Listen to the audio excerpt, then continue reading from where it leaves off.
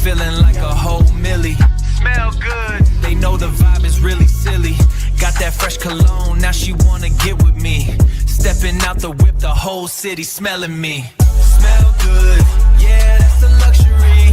Smell good, level up your energy. Smell good, now they remember me. Smell good, welcome to the family.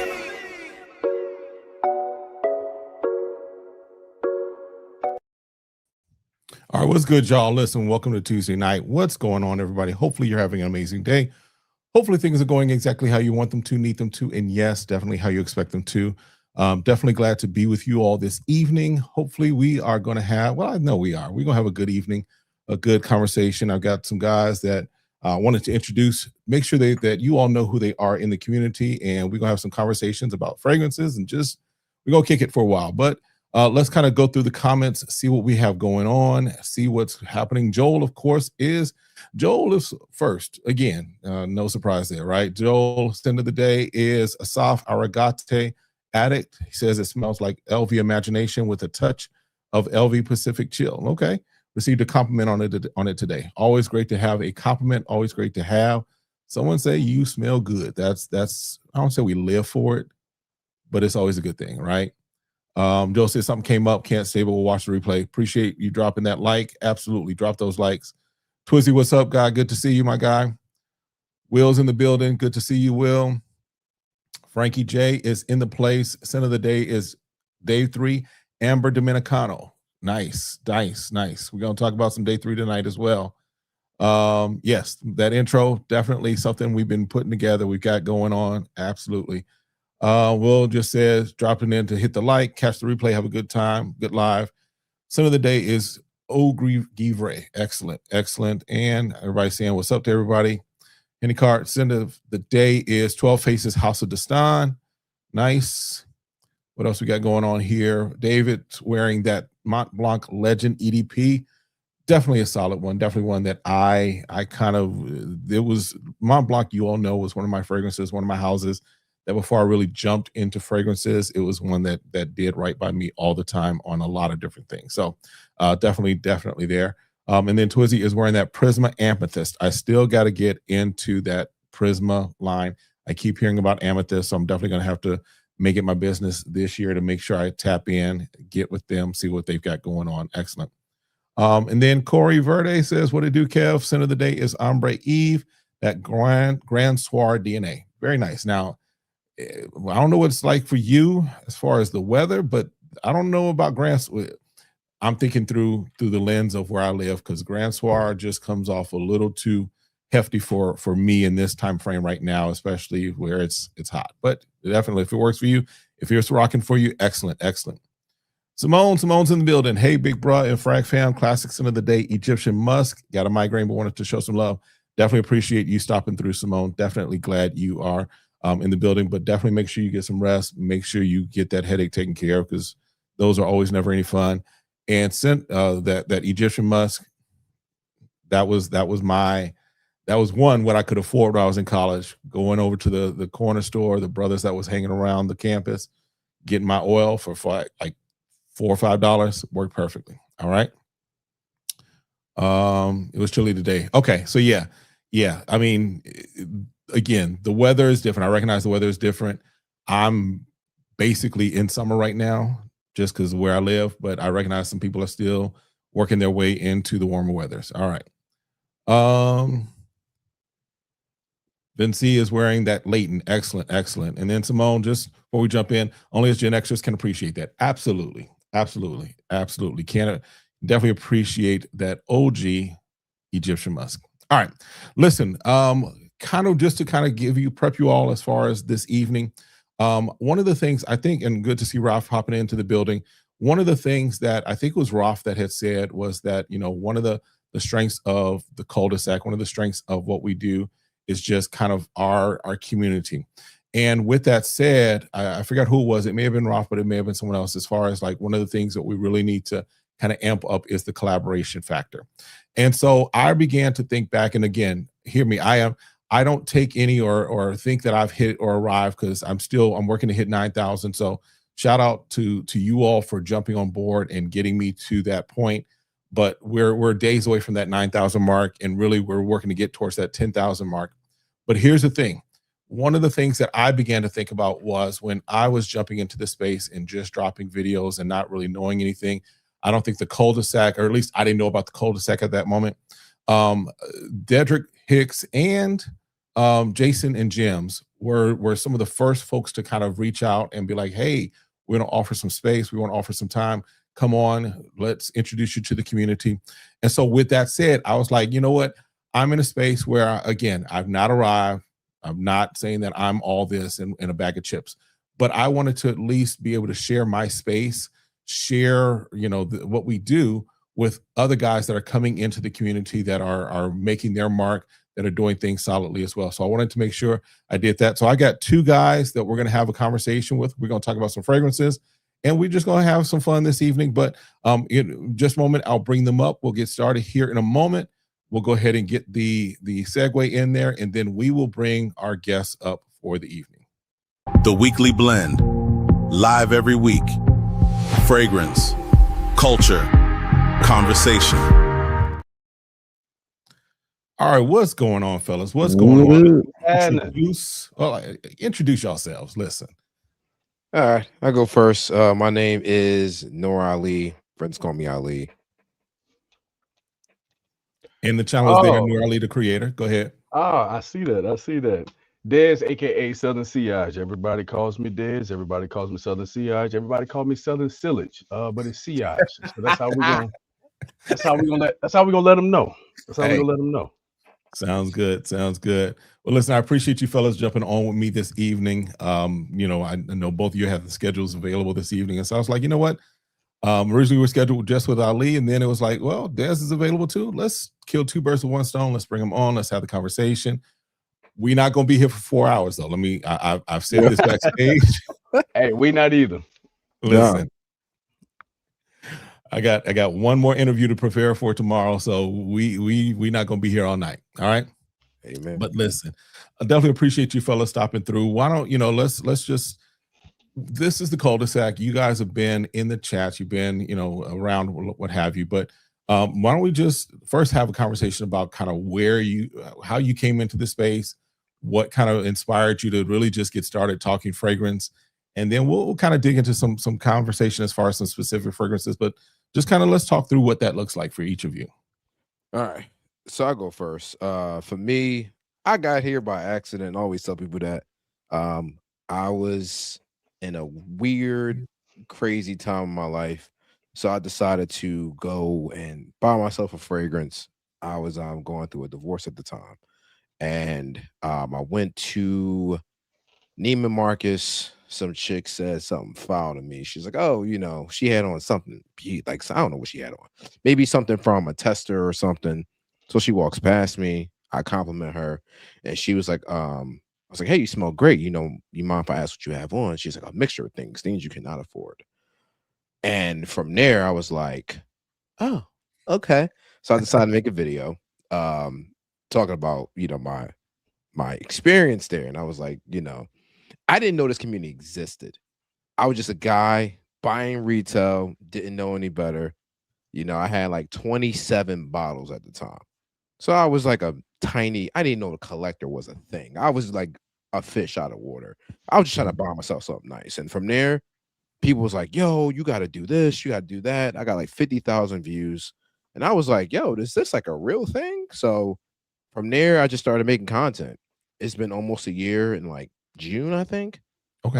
When I did my first like Instagram video of like talking about fragrances. I was a power lifter.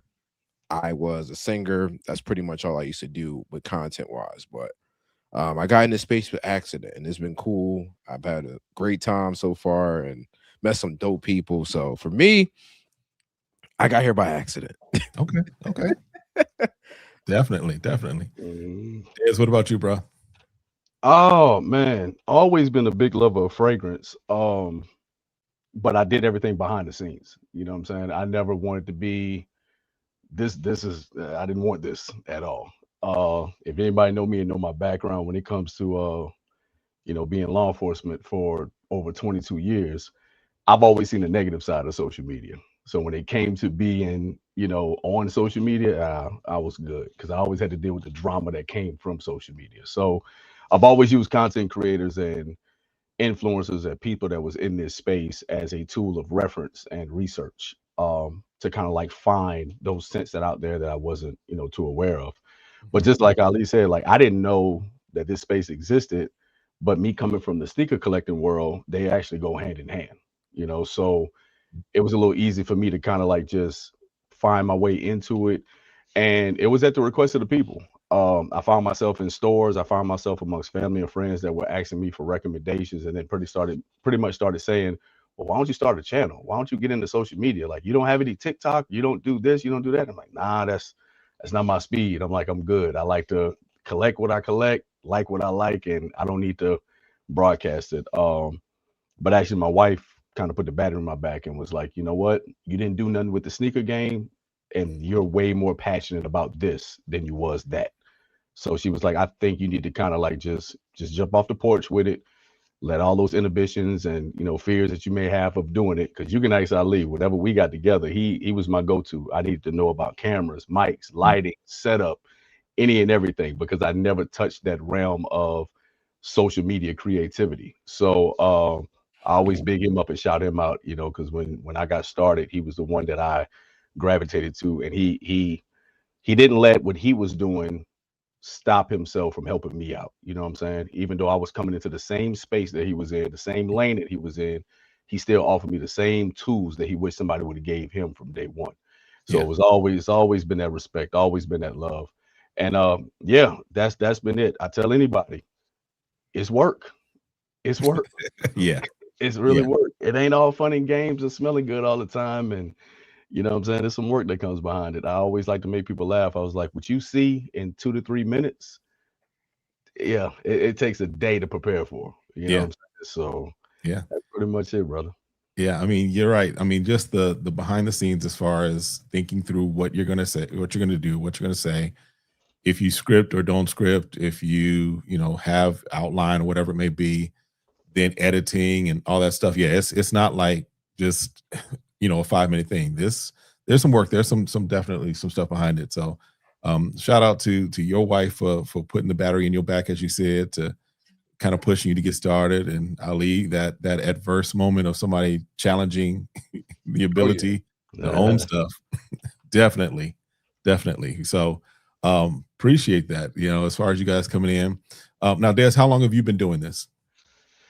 Oh, first video dropped December 8th of 25. We Okay. a little So, we a little bit shy of 5 months. okay. So part of this also, I know Ali, you've hit 1,000 recently in that epic 4 hour blast. But listen, let's go ahead and make sure we get Des going too, because we want to get them, you know, show them some love. You know, in all honesty, I think I agree with you that I didn't know that this community existed, right? I know for me, I've always liked fragrances, but I won't say I never, but it was always like I had other things that I was focused on, where it's like I'd have a bottle or two here, but for me, I just never started growing my collection. And I Right. tell folks, for me, and the reason that I don't shy away from the clone cover remixes, the dupes, what have you, the inspired takes, is because for me, it was the entry level or the entry level drug into this space. It was the thing Absolutely. that got me going. And then now I'm looking at like, oh yeah, I want that. I like that. You know, I'm planning on Alexandria 2 being in the collection at some point this year. I'm scoping on a couple of mind games this year. So it's like all of this is just for me. I didn't know that there was a community either. But when I found the community and the community found me and embraced me. And so that's why I want to make sure just that we have, because this is a good space as long as we protect it, Right. right? As long as we protect it. So absolutely. So let's kind of talk through, you know, I know Des, you're in Houston. So Yeah. you got similar weather to what I got out here in Phoenix. Ali, you're in Philadelphia, right? You're in Philly. Yeah. I got the bipolar weather. Today was a high of 60. Oh, yeah. That's a nice winter day for us. Yeah, I had the high of 60. Right now, I think we're at 43, 59 to 43. That's the low. So So I told the fellas, I was like, listen, let's talk through some spring to transitioning to summer fragrances. What are some things that you got on your shelf, some things that you got on your radar, some things that you're looking at like, hey, these are some ideal things, because I want to also because one of the things about this space is that you're gonna find whose nose you gravitate towards, whose nose you rock with, right? And so you might find that, hey, I'm here. Dez's nose is really what I rock with, because Dez has got some good taste. I need to rock with what, and go check out more Dez. Same thing with Ali. So I'm gonna let Ali, you've been kicking this off. So let's go ahead and get with your first thing as far as what is one bottle that you're like, this spring transitioning into summer. What's one of those fragrances that you've got? So so I fell in love with a brand new one, unexpectedly. This is because of Dez. So I went to Perfumology, which is a boutique here in Philly, and I met Niles, and I really fell in love with Savannah. Okay. Savannah has been probably my favorite niche pickup. It is a Georgia peach, a peach on the beach. I described it in my initial review.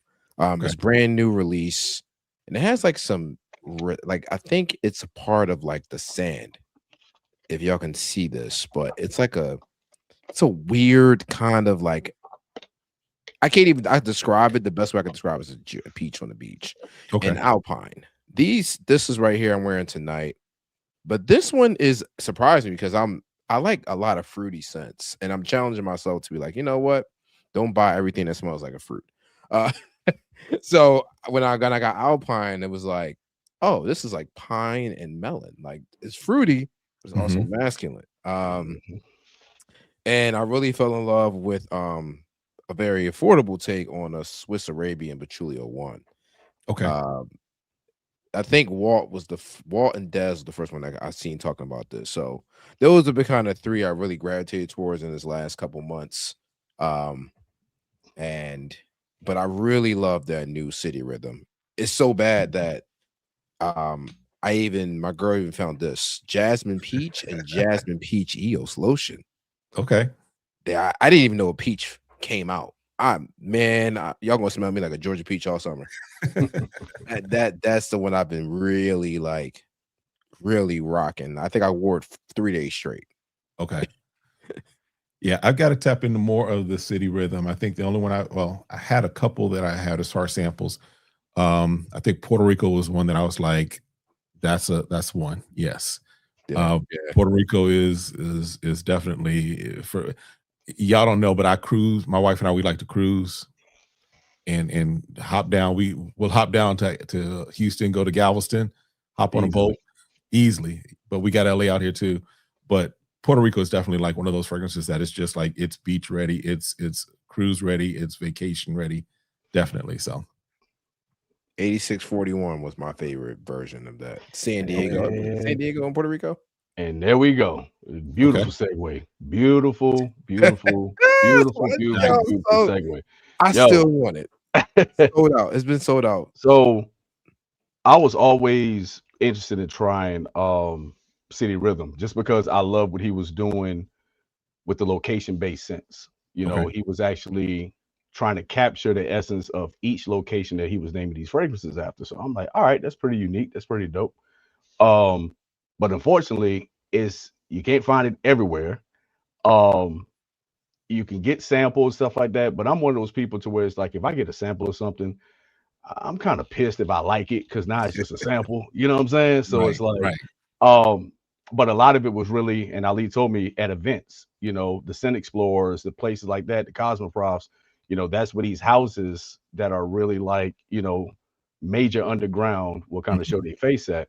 So he actually told me about getting his nose on 8641 at Scent Explorer. And luckily enough, for the upcoming event we have out here in Houston, FragCon, I actually met Niles, because he's actually presenting there and actually going to be a vendor, and he actually lives here in the Houston area. So I was able to wrap it up with him. If you got anybody wants to check out, if you go back, check out one of my long form videos. I did an entire breakdown of 14 scents from his discovery set, which was really dope. And this one, man, look, I'm gonna tell you, like, right now, I stand behind this. This is the best tropical scent on the market. Okay. It is the best tropical scent on the market. I'm not gonna say fresh. I'm not just gonna say fruity, but tropical as a whole, it is the best scent on the market. And what that kind of leads me to, but that's been something that I've been rocking heavily. But also something else that I kind of like been showcasing really a lot lately is Parfums du Ciel. Let me tell you, if you paid attention to Walt, Mr. Fat Boy Finesse himself live, what she's cooking up over there in Dallas is crazy. It's crazy. And this thing right here called Rain Theory is one of the most refreshing niche level scents I've smelled in a long time. It's just pure freshness. It's just freshness, just taking on a niche level. So yeah, that's what I've been really rocking like heavily. We got a bunch of other things I know we'll talk about, but those are two of the mains that I'm really sticking rocking with right now. Okay. Definitely. Yeah. You bring up a good point, even as far as just like sometimes being able to put nose on stuff. You're in Houston, Ali, you're in Philly. So I know that there's at least you all have some stores, because I know when I'm in Houston, I've popped by Aura Fragrance. I know there's a couple of spots that just opened when I heard in Houston. Ali, I think is it Perfumology? I think you mentioned out there. That's our niche boutique. Okay. There's not a lot of Middle Eastern stores here. Like we got like 2, 3. Gotcha. Oh, we got it all. Yeah. we got it all. And we actually have our first niche boutique that just opened up a little bit shy of a month ago called Baroque and Bloom, which is a flagship store for Scent Split. Oh, so yeah, and I'm be honest with you, I haven't been there yet because I'm scared. I'm real talk. I ain't trying to go. I know my pockets and I know how I am. So but for what I've been seeing about a lot of people in Houston, that's one of those stores. So anybody coming into the Houston area, Baroque and Bloom for all your niche needs right there. See, now, because I'm trying to think, I'm trying to think if I'm coming down to Houston at some point this year. I'll be there, of course, for FragCon, but I'm trying to think. Normally, I hit San Antonio is where I hit once a year at least. But between between Dallas and Houston, who is it? Walton, Chesed, they got everything. Out here in Phoenix, it's not just a desert. Fragrance-wise, we're kind of a desert, and that's surprising considering it's Phoenix, right? Right. We got a Neiman's, we got, the Dillards, we got those places that have the normal, as far as niche fragrances, the normal things that everyone knows about. But as far as just the, like you said, the underground, the stuff that is kind of off the radar of everyone, my goal is to try and see what we can do as far as getting a spot here. But yes, absolutely. Now, let me give you some fragrances that I have out of my collection that I have been rocking and been taking, been doing for this summer. Spring into summer. So this from day 3, y'all know Escandalo. Come on now. Escandalo. This, yes, that guava, that linen, the jasmine. This is just, for me, high heat. This is one of those nice, perfect, refreshing fragrances that just sits really well, no matter how hot it gets. Because we get up to 110, 120 here. This still rocks very well, very solidly for me. So this is one that I got it late last year, and yeah, this is the one that we've been rocking a lot as we've been moving through this time, right? So there's that one, Escandalo. Got to put it on, put the accent on there, Escandalo. Yes. I gotta get my nose on it. I gotta get my nose on it. Before you do that hot take 8641, Escandalo has something to say. Yeah. Hey, I'm always up for 8641, but yeah, Escandalo is it's perfect for this time of year. I'm at to check. I'm at to check and see. Now, another one that I've been wearing, just because this was this is a flanker to one of the ones I wore a lot last year, from our guy Nazar, or Terrence over at Nazar, the Mango Paradise. This right here, it's basically Royal Paradise, but the mango is more prevalent, more noticeable in this, and more out there because the other one didn't have mango. But I even have layered this and the Royal Paradise together just to kind of give me that pineapple and mango combination for this fragrance. Definitely for me, a solid one that I've been rocking throughout this season as well. Mango Paradise. And then just one that I like Yeoman Lil, a lot of things that they're putting out. But one that definitely got me through a lot of last year towards the end and is getting me through this year. You can't see it, but this one is Isola Blue. Excuse me, this one is Blue Island, which is their take on Raja's Isola Blue. So definitely this nice citrus, but this thing projects off of my skin. This one projects off of clothing.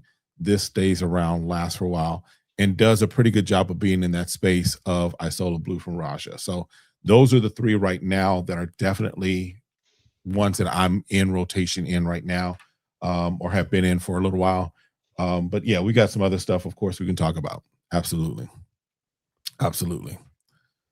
So yeah, Walt agrees that Mango and Royal Paradise is definitely a fire blend.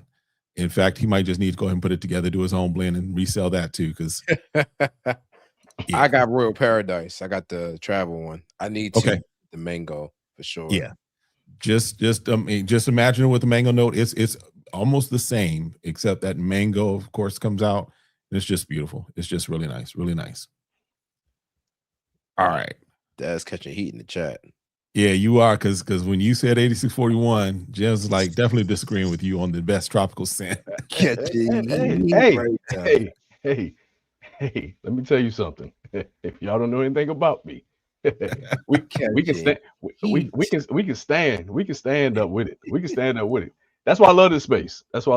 And, you know, it is definitely one of my favorites, but to me, that is to me tropical. It is definitely good. But I don't know about the best. Yeah. And again, I've not put nose on 8641, so I can't say yes or no. I can't agree one way or the other. But that might be a good panel discussion to have. Tropical scent. Everybody pull up with their coconut and rum. Yeah, let's talk about it. Let's get it, bro. Let's talk about it. What's another tropical scent? Since we already said a Scandalo. We both really on the same page. Oh God, what's another tropical scent? You gotta throw something from RDZ in there. Oh man, that's a good one. What was it? Play a Crash Boat? I think that was remember. I can't remember the scent profile too much, but I did smell it at Scent Explorer.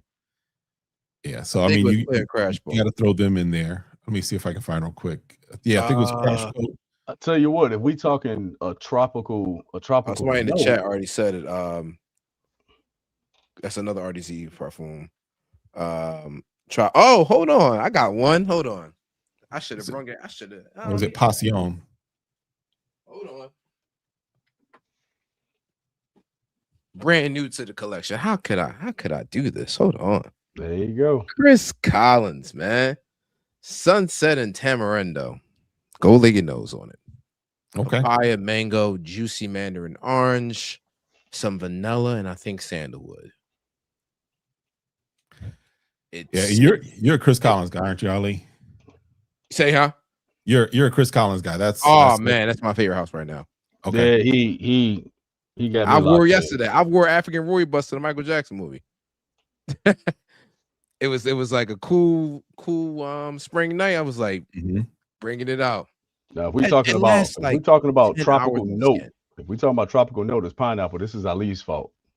Oh yeah. Oh yeah. This is Ali's fault. This is Ali's fault. The pineapple in this, look. This might be a hot take. I know Walt in the chat. I don't know which one is better, but I can, bruh. I wore this at a gig. What night was that? Last Saturday night. The lady was like, I smelled you before I seen you. And I'm like walking around shooting photos for like 4 hours. She's like, I kept smelling you, but I never seen you. And she's like, oh, yeah, that's you. You smell great. Now, Lamar's better. Now, I'm not going to say that this is top one, but this is one that I think may have slid under the radar. This is from Manterra. This one is Sicily. Oh, so you got orange, you've got peach, you've got pineapple, you've got jasmine, you've got some rose, you got some musk and some woody notes at the base. This is one that my wife, when I first got it, she was like, "You can't wear this except with me." So this is one that it may not be best tropical, but it's definitely going to be at least in that space of being a nice tropical fragrance. So Sicily is definitely another one. I need to lay my nose on Sicily. Now I'm gonna have to go around the corner and hit the mall because all the Manceras are there. Lamar, it's this damn oud lemon mint that got me the chokehold right now. Yeah. oh, Yeah. I got now Bruh. I'm about to go get some Mancera, man. Y'all are Bruh. bad influences. Listen, Which one, if you had to pick out of the two? In all only honesty, can choose one. If I could only choose one, just because it has a little of that edge for me, is the oud lemon mint. Right? Okay, I love lemon and mint. So yeah, this one is the one. This was one of the first ones after I had discovered Cedroc Bois, and I gotten. In fact, here's the story. My wife and I were going on a cruise, and I was like, "Let me go ahead and get a discovery set from Mancera." This was one of the ones that was in it, and when I tell you, I pretty much went through a good portion of that just on that cruise.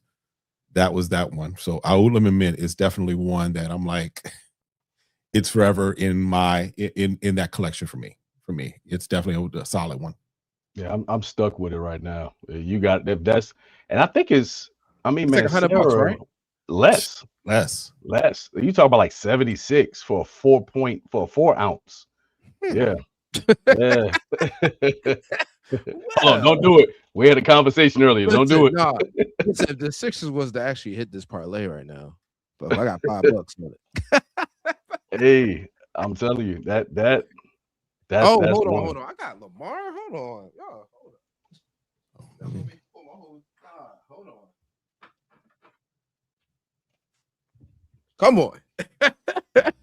We got Lamar now. I'm just saying, like, but I love I Can because it layers well with a lot of different things.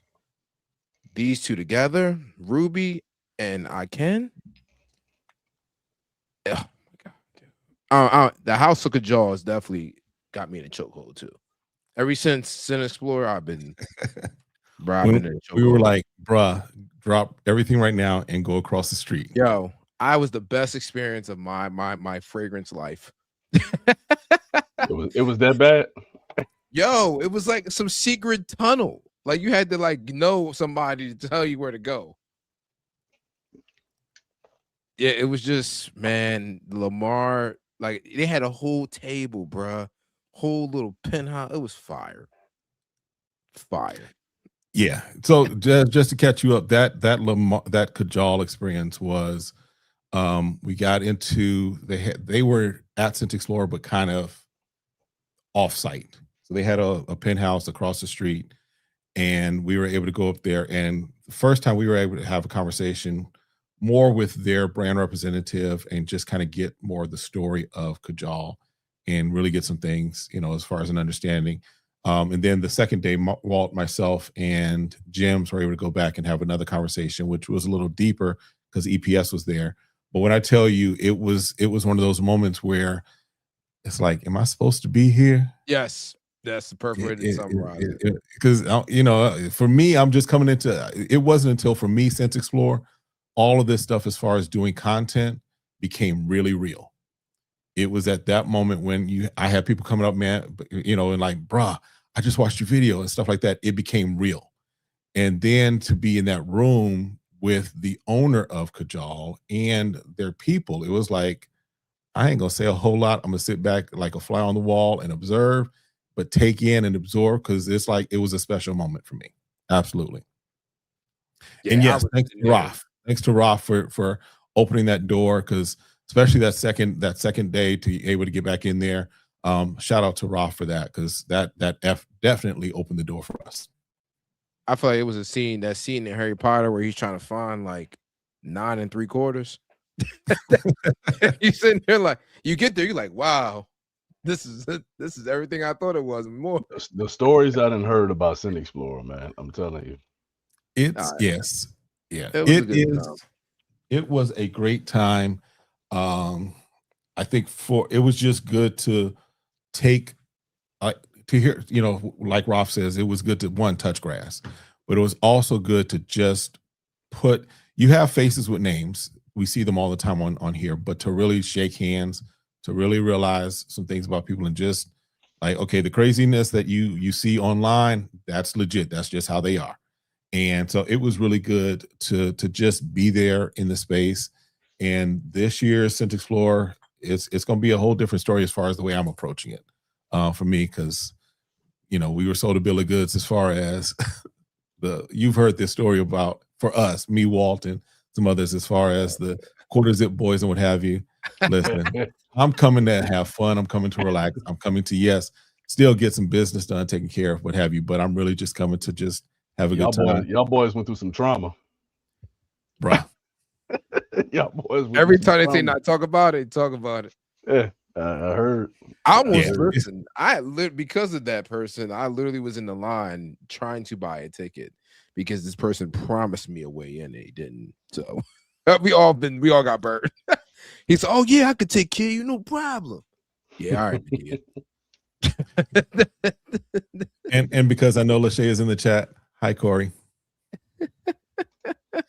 So here's the thing. So yeah, I mean, and here's I'll even say this, just because I know some people have asked for an update. We're still waiting on some things. I haven't forgotten about that issue. I haven't forgotten about him. We're just waiting on some graduations, some passing of bars, and then we're gonna have some fun at the expense of Corey, for sure. Pass some bars.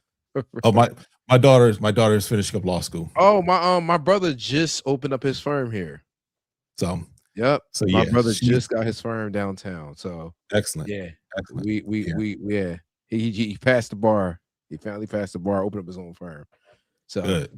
oh Good. yeah. Let us know. We're going to do the Avengers symboling. Oh yeah. We got Oh, yeah. multiple tri-states here. It's about to go down. Yeah, man. Oh yeah. Because my wife is still like, oh, we yeah.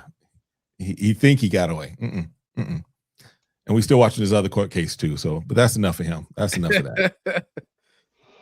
Yeah, but So yeah, definitely make sure you are at Scent Explorer. Oh, I'm in the building. That's already signed, sealed, delivered. Trust me. I'm trying to decide if I'm going to make the commute, because it's only an hour and a half for me. Like, do I want to spend a ton of money? Last year, I asked Walt, I literally stayed next to Scent Explorer. I'm never doing that again. That was the dumbest money I ever spent. Dumb. Good experience, dumb money. Yeah. Gone. $2,000 on a closet, bro. Ooh. A closet. So because like you were staying like right up the street, right? Bruh, I can spit on Scent Explorer. That's how close I was.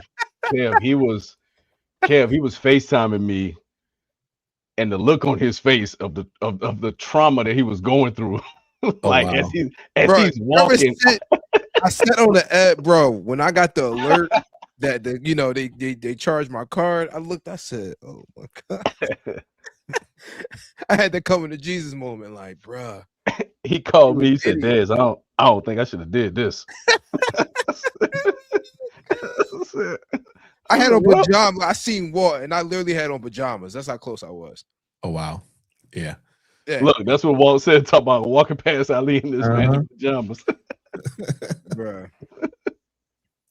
So yeah, because I've reserved my room, and most of the things I do is through Marriott. So I do have, I think, a Fairfield Inn not too far from it, like less than a half a mile from it.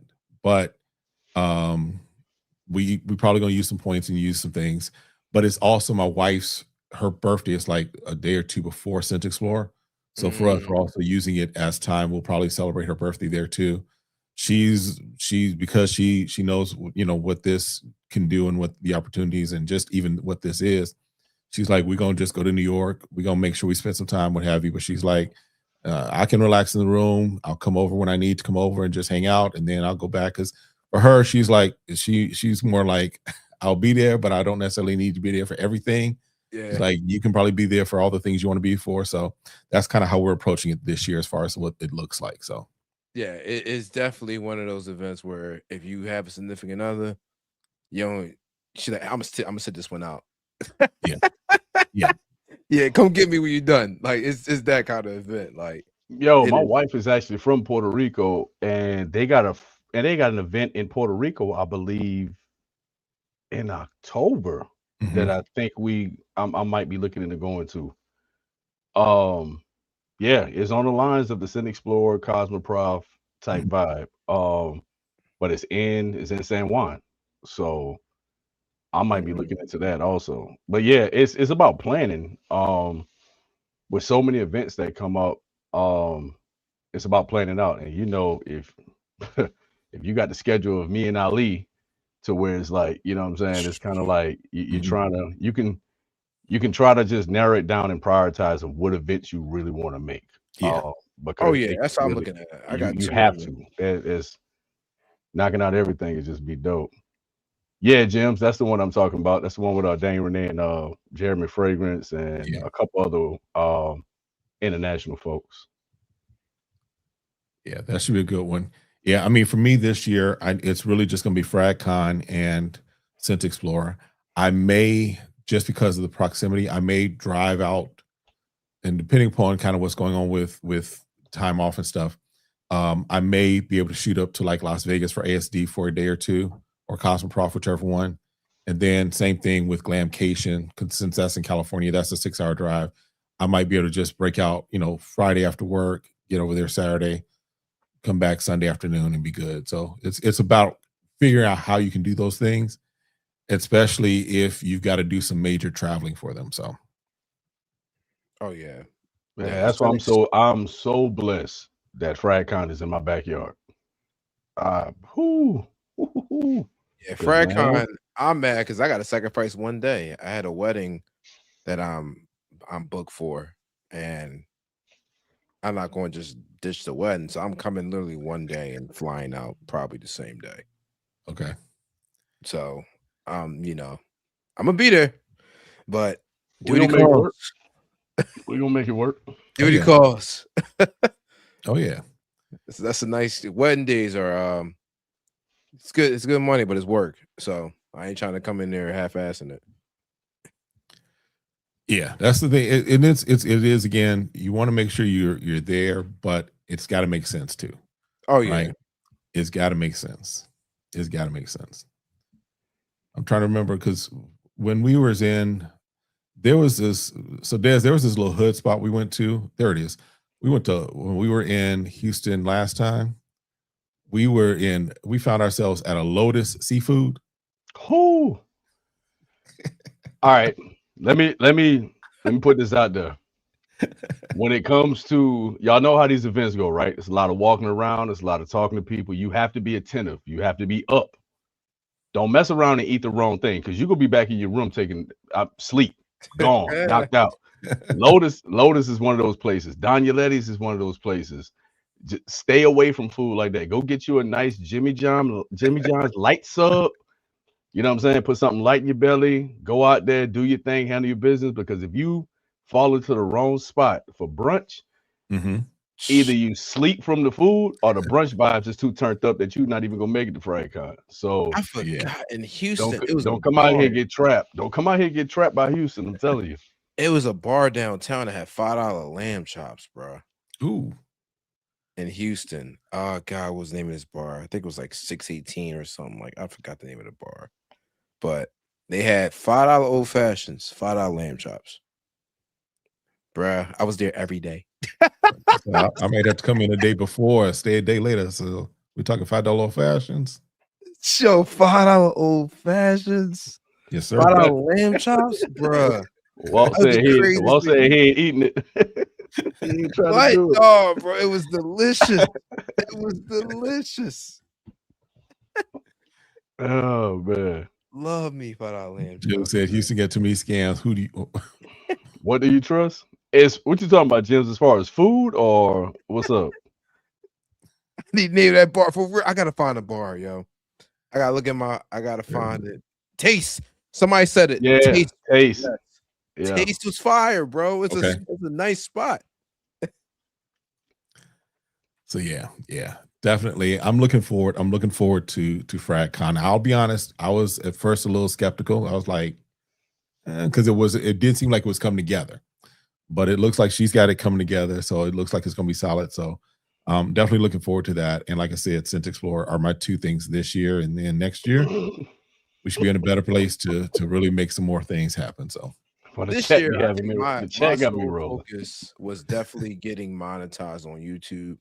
That was always a goal of mine. Like I always wanted to, and I'm so close, but we so far. You 'cause already know, how many you already- hours do that's you why- need?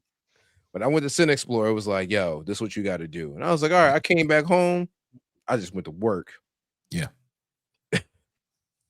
So No, but you mentioned a good point, Kev, about how I think a lot of people kind of took their time with the whole FragCon stuff, just seeing what it was. You know what I'm saying? You know, and Walt just said it. Walt, that's how me and Walt got cool. Walt called me, was like, yo, you in Houston, is this for real? Is this legit? Like, what's up? And by that time I knew what it was. Because even at first, it just popped up out of nowhere. Like it just came out of nowhere. It was no lead up, and of course, with it being the first event, you know, there's always that level of like uncertainty. Should I get with this? Should I rock with this or not?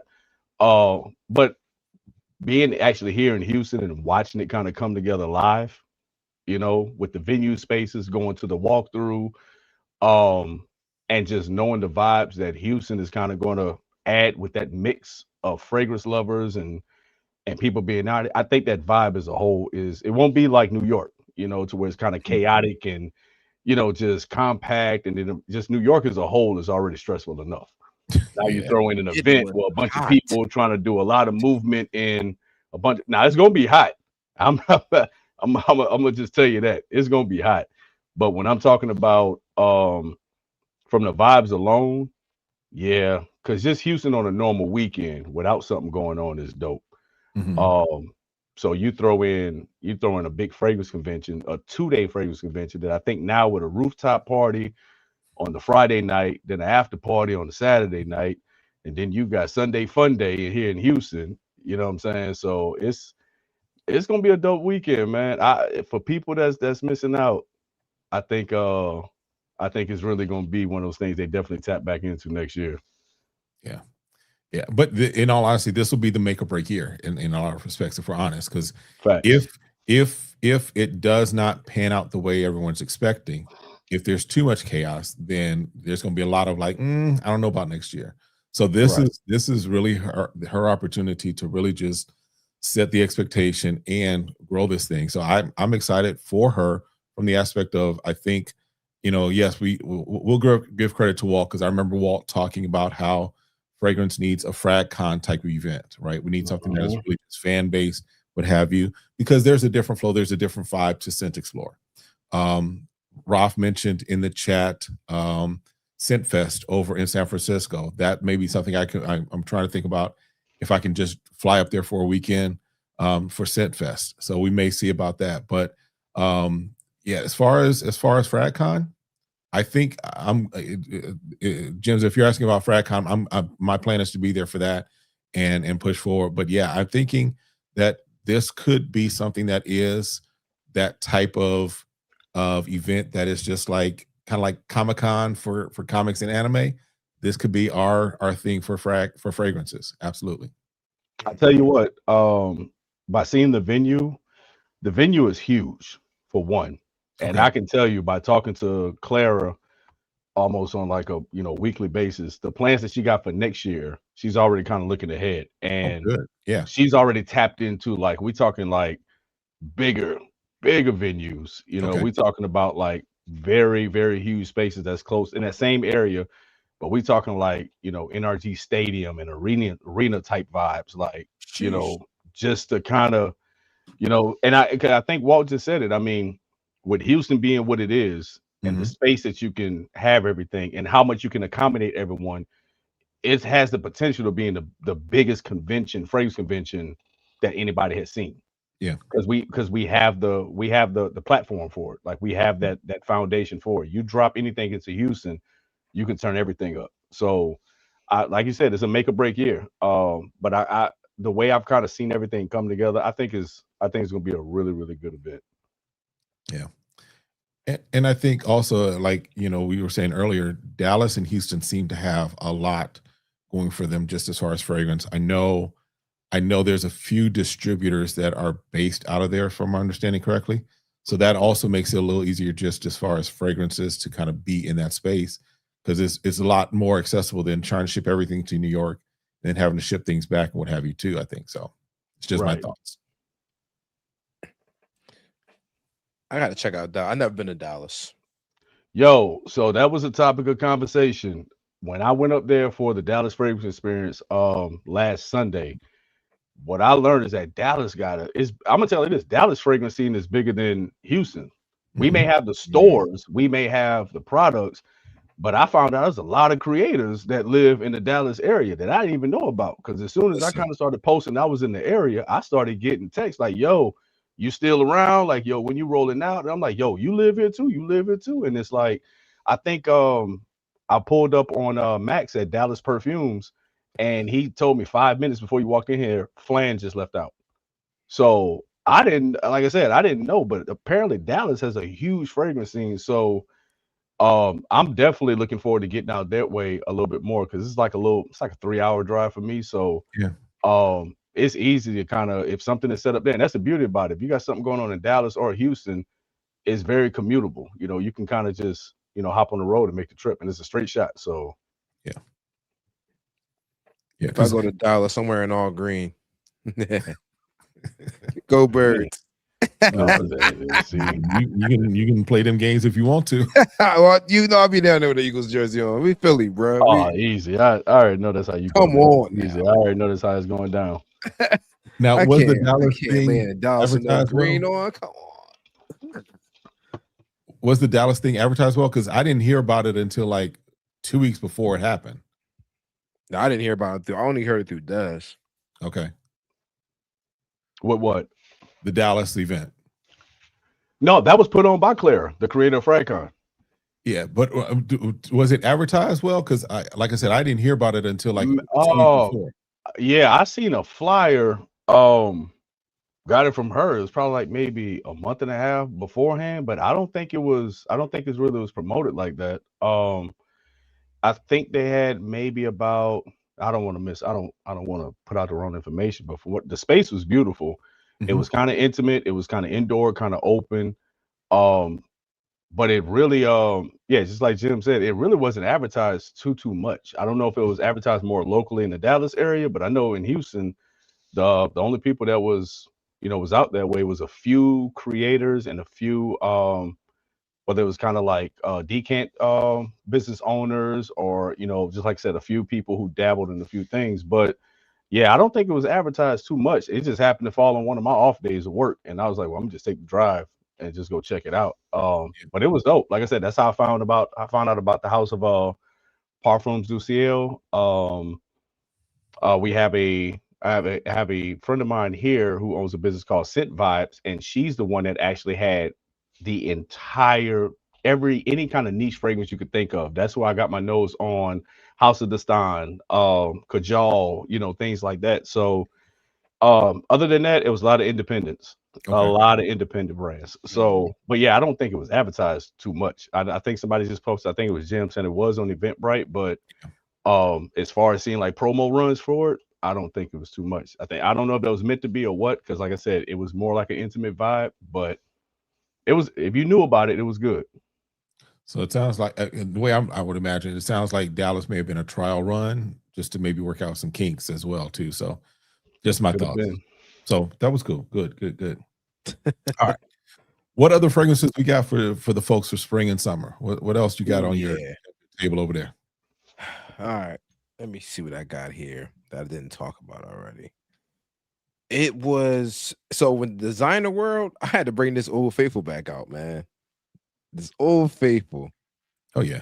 The dent in my Blue de Chanel parfum. Because right now, it has been the talk of my timeline. I think Hot Lodge came out with like a new one called Icon, and then Rayhan did something. So I was like, all right, let's put this back on. And I just realized like it's probably one of my favorite designer fragrances for any season, but especially for the little warmer months. The parfum, man. I rocked this today, and it's just so easy to wear. So easy to wear. instead of being a niche snob all the time. I was like, all right. And then Scintillahia. This has been a brand new one that I've really been loving. Unexpectedly got the PR for it, and I was like, all right, and I'm like, yo, this is just different, man. This right here is different. It smells amazing. Okay. If y'all see one of my, I think when if y'all seen a video of me Saturday cutting the hell up in my car behind this, it was real. Man. It was real. Walt knows. Walt knows. What is that modeled after again? Like, what's the inspired? Look, for some reason, I can't find any information or anybody giving me any kind of suggestion of what this is actually inspired by, or if it's even going for anything. But the tangerine note that's inside here is just it's amazing. It is amazing. I'm not picking up on anything that I personally have smelled or in my collection that's similar to this. But this is a good one. Yeah, that's the second time I've seen that today. That's not by coincidence, probably. So this is the new Lattafa City series, their Pride collection, London City of Contrast. Okay. I know I saw something, but I couldn't remember what it was that folks were saying it was supposed to be a takeout, but I don't know. I put nose on it. So yeah, definitely. You got anything else, Des? Arabia Prestige just dropped a banger. Blueberry Musk is something that we talked about. Yeah, I got that. My homie Blueberry Musk is something that really needs to be talked about. This is one of those authentic, juicy, like just muddled up blueberries. Okay. With just fresh musk on the back end. This is my blueberry croissant. You think so? That's what you get? I don't know. I'm telling you, I just get muddled up blueberries with just like kind of like a tartness and just freshness behind it. Yo, Walt reading our minds. Oh my God. We talked about this earlier. Yeah, we talked about Walt. Yes. We just had that conversation. Yo, we had that conversation. I was in the gym. Okay. I was like, yo, the blueberry musk like it goes really well with frostbite. You know what? Damn it. Where's my blueberry musk? It's somewhere. Oh, it's over there. Because that's my only problem with frostbite. And I get into this battle a lot with people. People have frostbite as their top aromatics fragrance. Okay. And justifiably so. Mine is magnetic for some reason. I prefer magnetic because for some reason that frostbite, the blueberry and the mango fades really quickly on my skin. And I'm left with that vetiver. Okay. So for some reason, I don't know. I just wish that opening from that blueberry and mango would transition throughout the entirety of that fragrance. But I think Walt is on to something. And like I said, we thought about it earlier today. Layering something like blueberry musk with frostbite to kind of add to what's missing or add to what, kind of just amplify to what you really want. Mm-hmm. I think that'll be a dope idea. Yo, I got me about to try. Oh my God. I'm about to be layering stuff over here now. Screw it. I'm gonna give you one that, and I'm gonna give you because I picked this up not too long ago, and I know we're in a Michael Malone season right now. Everybody's Ocean Noir Parfum and what have you, but this is one that you want to be on the lookout for, especially if you're at like a fragrance outlet or Perfumania or what have you, because I've seen this at a really low price. It's Solar Blaze. Oh, so this one is like apple and orange, some lavender. So it's more of a woody ambery, but it works really good just because of that apple and the way the apple and the orange and all that plays off in the beginning. I think it works really well. So this is one, again, just be on the lookout for. You can get this probably sub 50. Sorry, $50. Yeah. US? I'm about to say, yeah. Excuse me. I'm gonna tell you, every now and then you can look up on something at like the fragrance outlets, at the Perfumanias.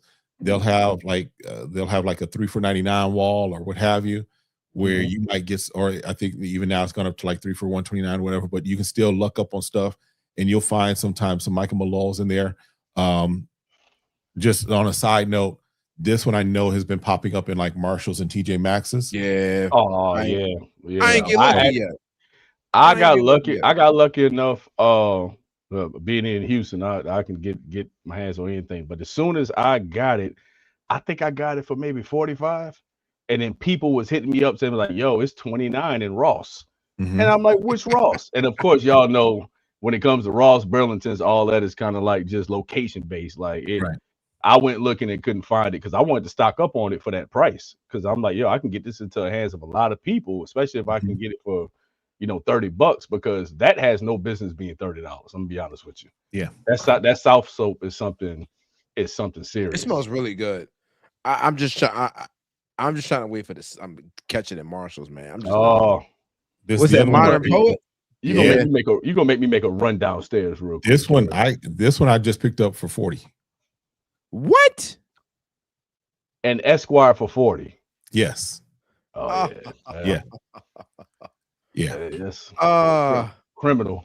Yeah. Criminal. Oh my And- gosh. And just I'm trying to hold off because when I get to San Antonio, my guy doesn't ship out. He doesn't do any shipping, but there's a place I go to in San Antonio. Those that are part of my channel know when I go to San Antonio, I think he's got a number of like Esquires for like 55 and a number of Michael Malone for like 45. So I'm trying to hold out and see what I can stock up. But I'm also trying to get his distribution information because if I can hold on to that, then Yeah. We gotta look after. We gotta find out. We gotta look after Walt. Walt said he done been to 3 different states looking for South Slope. We can't have my man traveling cross country trying to get his hands on a bottle, The man. cheapest I found it was like for like maybe 85. Like, I'm not. Nah, I'm seeing people. Yeah. Get it for. So like, Walt trying to get it. So Walt, I'll look because I'll go over to my TJ Maxx because this is where I think I got this. I'll go over to my TJ Maxx probably tomorrow and see if they got it. If I do, I'll pick it up for you and just ship it to you. I've been trying to find South Slope for the low, but I got it. I know where I can go right now tomorrow and get it for 40. Okay. Wooded Cardamom. Listen, that is Wooded Cardamom is there too. underrated. But don't sleep. Speaking of Michael Malone, now they're not. Mike Malone, Mike Malone distributes for them, but you see that Quicksilver line? Whoo. Yeah, I need to get my nose on that. Yo, if you can get your nose on it, Walt know what I'm talking about. That Beach Point, that The snowbank, Sixers might win this. that South Slope. Oh yeah, Okay. yeah. The Sixers might That win this. Quicksilver line is something serious. I'm gonna have to check into that because I remember Walt talking about that one. I've seen him talk about that one. So yeah, definitely want to tap in. Let's see I just made the craziest spring combination sitting here. what you got. I got to try this on skin, but I ain't gonna do it now. Oh, I can see that. Okay. I can see that. I was like, you know what? Whatever. Yeah, papaya and peach. You adding peach to that papaya. That Mhm. What? yeah, you good. That's That's I'm about to be easy. smelling. I'm about to be smelling like a freaking fruit truck. Hey man, I can't wait to try this on skin. Ain't nothing wrong with that. No, not at all. Yeah, I mean, I've done that too. I'll just sit with my tester strips and I'll just try different combinations. And then I'll like, okay, let me see what this looks like on skin and just play around. So Yeah, 'cause if it there's works so on many- skin, I feel like if it works on paper, I feel like you could pull it off. But it depends. I think the worst Yeah. combination I came up with, I can't even remember what it was. I was here choking myself out. Nah, that's how it was. I think when we was on that line for 4 hours, man. I mean, Just testing stuff. we had sprayed so much stuff that before we I wonder what layers well with a scondalo. That's a good. What's his Might be- problem? Scondalo got this guava, beautiful guava, milky guava. But it's just so unique. Like it smells like a rain shower of guava. I'm gonna tell y'all something like before we move on. If Walt talked about it, and I'm a double down on it. If you have not put your nose on this, or don't have it in the cart ready to go, make this the next purchase. But this I don't need you, I want you. That is a Ooh. crazy name. Yeah, Hey, but that title's kind when I tell you it's the truth behind the name. It's like you don't need this. You want this. So you're willing to do what you got to do because you just feel like you just bro, I'm telling you, it's is I think is it's light enough for right now. But maybe more like in a evening setting a little bit, something that you kind of want to get a little bit intimate with, a little closer to the skin. I wouldn't say like a hot day. But it's definitely something worth checking out, man. What's the one fragrance that don't miss in the summertime for y'all? Just one. Just one. You only can pick one.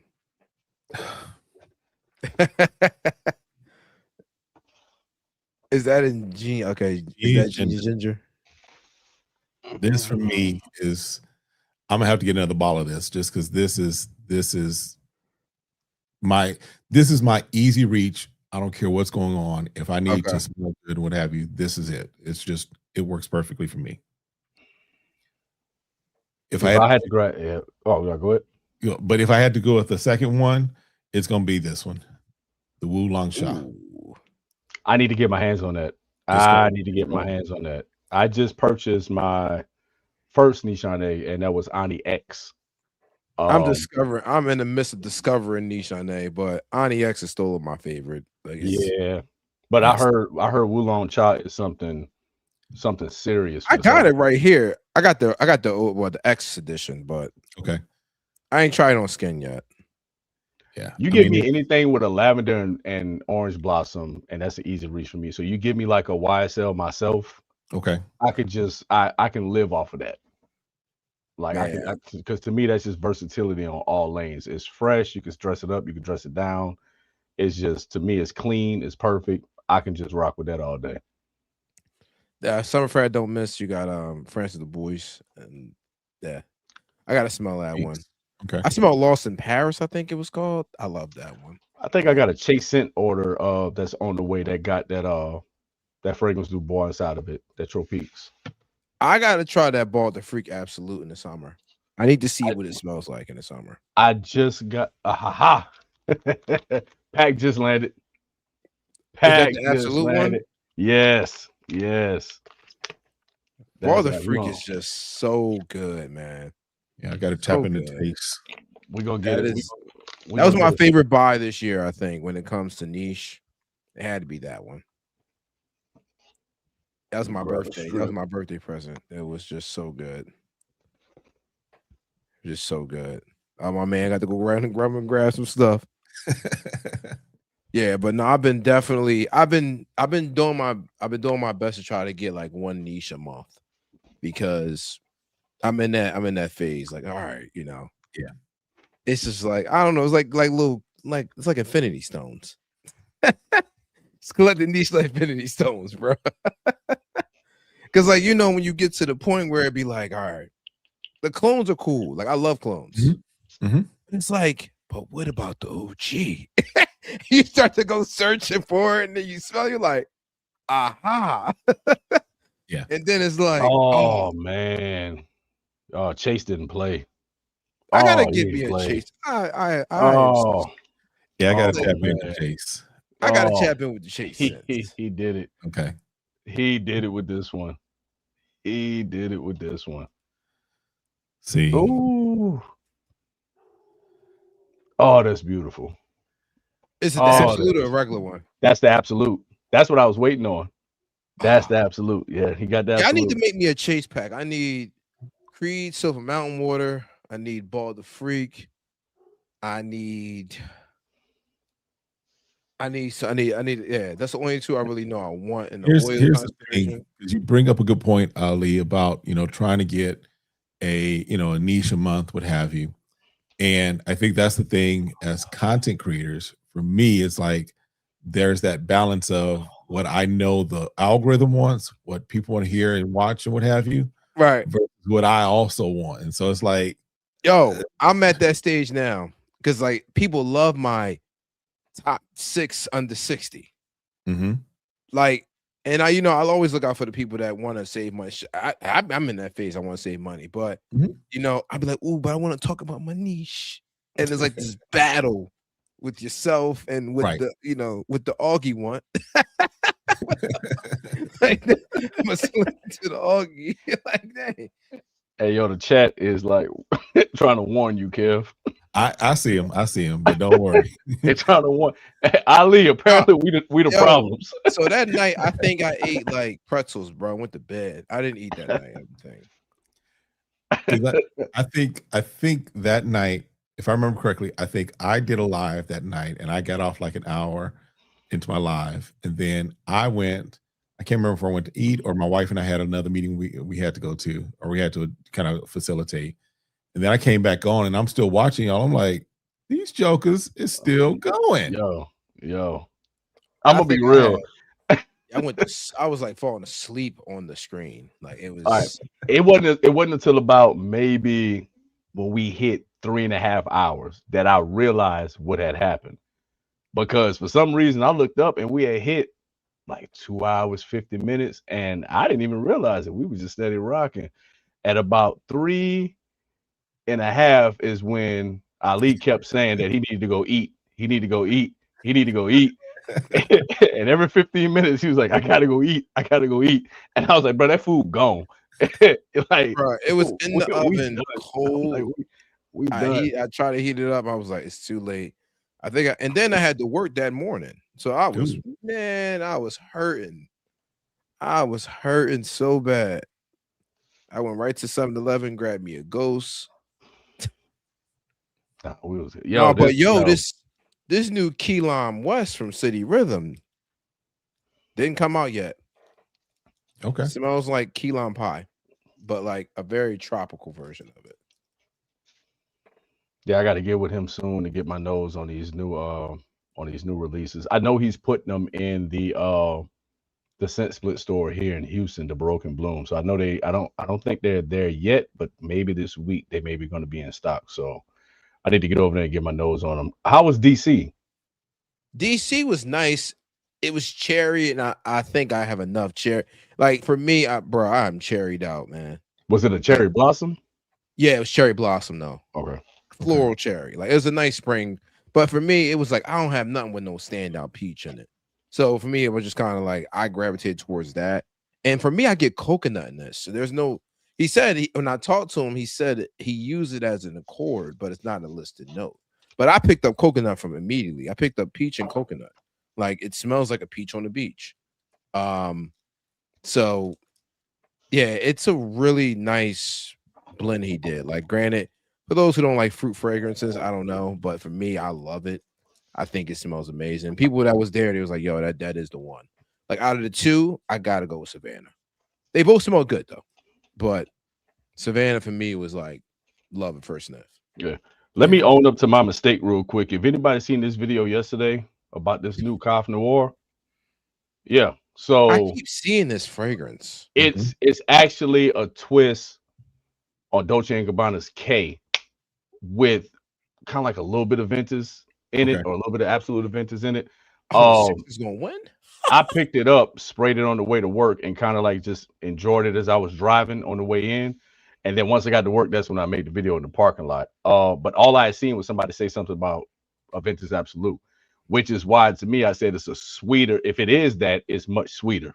Yeah. But this, if I meant it, when this takes off, this is gonna be one that's gonna talk about. It's right there. So if you get that base from like an Absolute Ventus and just add some sweetness to it with a little bit of that Dolce & Gabbana K mixed in, this is what you get in this. And projection and performance, if you know about that first Cough, the one that went after, what was that? Percival? Thanks. Or what did it go after? Yeah, I can't remember what's the name. Of this, if somebody asks in the chat with this Percival. Yeah. This is Cough Noir by Ahmed Al-Maghribi. Cough Noir. Yeah, but this is one of those, like, you can still pull this off in the spring, just like you can do with any type of like a Ventus, whether it's the Ventus Cologne, the OG Ventus, or that Ventus Absolute. You can still pull this off in the spring. This is another one I think is really good for right now. Percival's good too. That's what it was. Absolutely. That is a great. It's a great one. Trying to think what else. I think Ali, did you mention or have you this one right here? This Discover Me? Oh yes, that gives me the same vibe that Creed Imperial Malacine without the fruit. Mm-hmm. It is just so Yeah. nice. Yeah. It's nice, and a lot of people don't. It's not even talked about. Mm-mm. It's not even No. talked about. The this presentation, is the one. magnetic cap. It's fresh. It's clean. I should put that on You- my niche lineup. Damn. You definitely get I looking at it as like you definitely get the land and the coast combined in this. Oh This yeah. is definitely very coastal, very much a a spring summer fragrance that just feels beach vibes, but not your tropical beach vibes, kind of like your Hamptons beach vibes, that type of Yeah, thing. it's like white linen, toes out, Birkenstocks on. Yeah. Yeah, that's what I picture. Man, I love that stuff. Oh, Ali know about this one. We got more compliments today. Oh, Oh we got some yeah, more. I just got. We got some I more just today. got that in my collection. We this year. got some more Just today. got it. Yo, Yeah. somebody just asked in the chat what spring fragrance has been ranked. When I tell you this thing, Now, my skin was made for this scent, man. Do For some you reason, think- this you this think it's better than watermelon. OG? I don't care at this point. All right, we're not even trying. If it ain't broke, we ain't trying to fix it. It could be Wave Child could be better. Wave Child is good, but I think the longevity on room 10, 15 is the worst part. Then about there's it. no problem I with love room. Then I love their fragrances. They don't like I'm Jasmine good Freak where I'm at. smells amazing. It don't last. But Then I'm good where I'm at. It's Atlantis, just, man, this is just something that you can just grab just to sniff on a daily basis. Even if you don't plan on wearing it, you just Mhm. grab it. Safari Move on by Breeze today. might be trying to take that spot. I don't know. The watermelon. It's the watermelon for me in this. Safari Breeze smells so good and it lasts forever. I wasn't impressed. With Safari Breeze? I was not. I'm still hesitant. I'm gonna give it a shot because I do need to give it a wear on skin. But just off of like a quick hit on the hand and off a strip, I'm like, I love Safari Breeze. I love it. Yeah, thank you, Walt. You tripping, bro? What? I'm telling you, man. It was. I don't. I wasn't. It didn't wow me, man. It did not wow me, bro. It didn't wow me, bro. Like it's so good. It lasts. I wore my uniform shirt. It was like 80 degrees that day. That 180-degree day we had here. And I went to the locker the next day, and my whole locker smelled like Safari Breeze. I'm like, oh, I love this. That right there. Walt said he gave you a pass. He gave me a pass on Unseen, man. I tried the House of Design Unseen, and it was just too light on my skin. Like it didn't justify. Zenith yeah. Blue. Yeah. See. Yeah. See. Don't bring up Edge of Eden. We're not even about to talk about that. That's gonna stay right where the hell is at over here on the side, waiting to give it away at 800 subscribers. So if you would like to get your hands on Edge of Eden from me, please, you gotta tell a backstory about come on straight on skin so we can get it real. There's no backstory. The shit smells like nails on my skin. It's a box of screws, man. Like this is Bob the Builder activated, man. Like I can't do nothing with this, man. I can't. But somebody might love it. I seen a lot of people say like, yo, they rock with it, but for me, I can't do it. This is people always talk about, man, fragrance influencers and fragrance reviewers. They don't say what they don't like. Here you go. Here you go. A niche fragrance that I don't like. There you go. You can have this. Oh God, he said Bob the Builder, bro. That's crazy. No, it's nails. It's metal. It's sticking my hands in my pocket, grabbing a bunch of change, and then just smelling it after. That's what I get. I don't get nothing. I'm telling you, that's not for me. It's not for me. Come on, Sixers. Let's win this. SBC, exactly. SBC premium screws. Get it right. Hey, either way. You're right, because it wasn't cheap screws. It ain't cheap. No, I think the funniest review, hands down, had to be VT's. I Oh, laughed man. so hard because I remember when y'all was talking about buying it, and for me, metal reminds me. This is going to sound crazy. Please don't judge me. Metal gives me very bad memories of scooping bodies in Philadelphia policing. That's why Oh, I do wow. not wear anything with metal. Oh wow, that's The Oh yeah, smell of blood has a copper smell to it. Yes, it has a Okay, copper yeah. smell to it. So I do not like anything with metal. So when it said metal and concrete, I was like, I'm done. That's the concrete jungle for me. I'm straight. But I ain't gonna lie, I was intrigued, and it wasn't my fault. No, Man, look, just I'm telling you, it wasn't my fault. It was the perfumer's fault. It was Mike. The dude is sitting there swallowing razor blades and shit, and I'm like, all right, cool. You know, and then I know Day 3 got some bangers in they, you know, they collection and stuff. I'm like, all right, cool. This is gonna be my first Day 3 fragrance. I'm excited about it. Discovery. Yeah, Yeah, They discovery, exist for a reason to be yeah, discovered. well, 'Cause I had put nose on. I hadn't put nose on the final version. I went by the boutique and put nose on the. I think she said it was like the next to last version, so it was still in progress. I didn't put it on skin. I knew just off the tester strip, for me that metal note reminded me of Ganymede in some respects, as far as just how that came off the paper. It was immediately the first thing that I kind of picked up on, but it did have that apple component that I was just like, okay, I can get this. But I still haven't put the last or the final version on skin or really put nose on it. So when Mike gets his studio or gets his boutique set up, the new one, I'll definitely pop over there and check it out. But for me, there's the ability to be able to smell Day 3.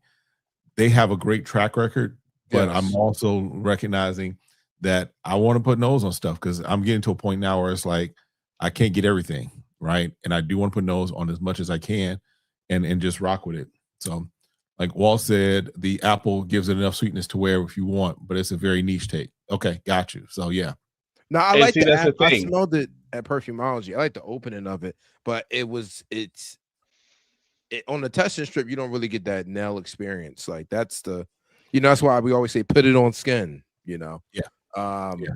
But no, I wasn't the person actually driving the van. I was the police officer scooping people, man. Yo, and I'm telling you, I get no fruit at all. Oh, wow. I get no apple. I get none of that. And See, my skin loves fruit. So the moment I put anything fruit on my skin, I'm getting the fruit. Mine does too. It's something about this, man, that just does not get along with me. I'm telling you, I don't know what it is. I get nothing but just hardworking man. He went right to the bones. That's it. That's it, man. right to the heart. That's right the perfect reason why, again, you gotta sample. Because at the end of the day, my nose and my skin is different from your nose and your skin, and it's gonna play off differently, right? You can't go by off of everything that we as content creators say just because listen, get your nose on it. Yes, sir. Yes, sir. That's why I always say, hey, look, I blind bought a lot. I'm gonna be honest with you, I don't have too many blind buy fails in my journey.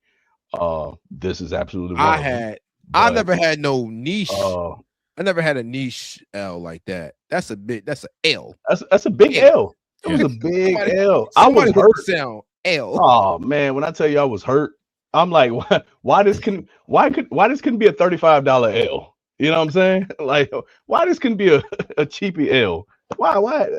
Yeah, I mean, it's all part of the game, man. I mean, it's, I really wanted to get my hands on the Day 3 fragrance. Like I said, I heard so many great things about, a Scandalo.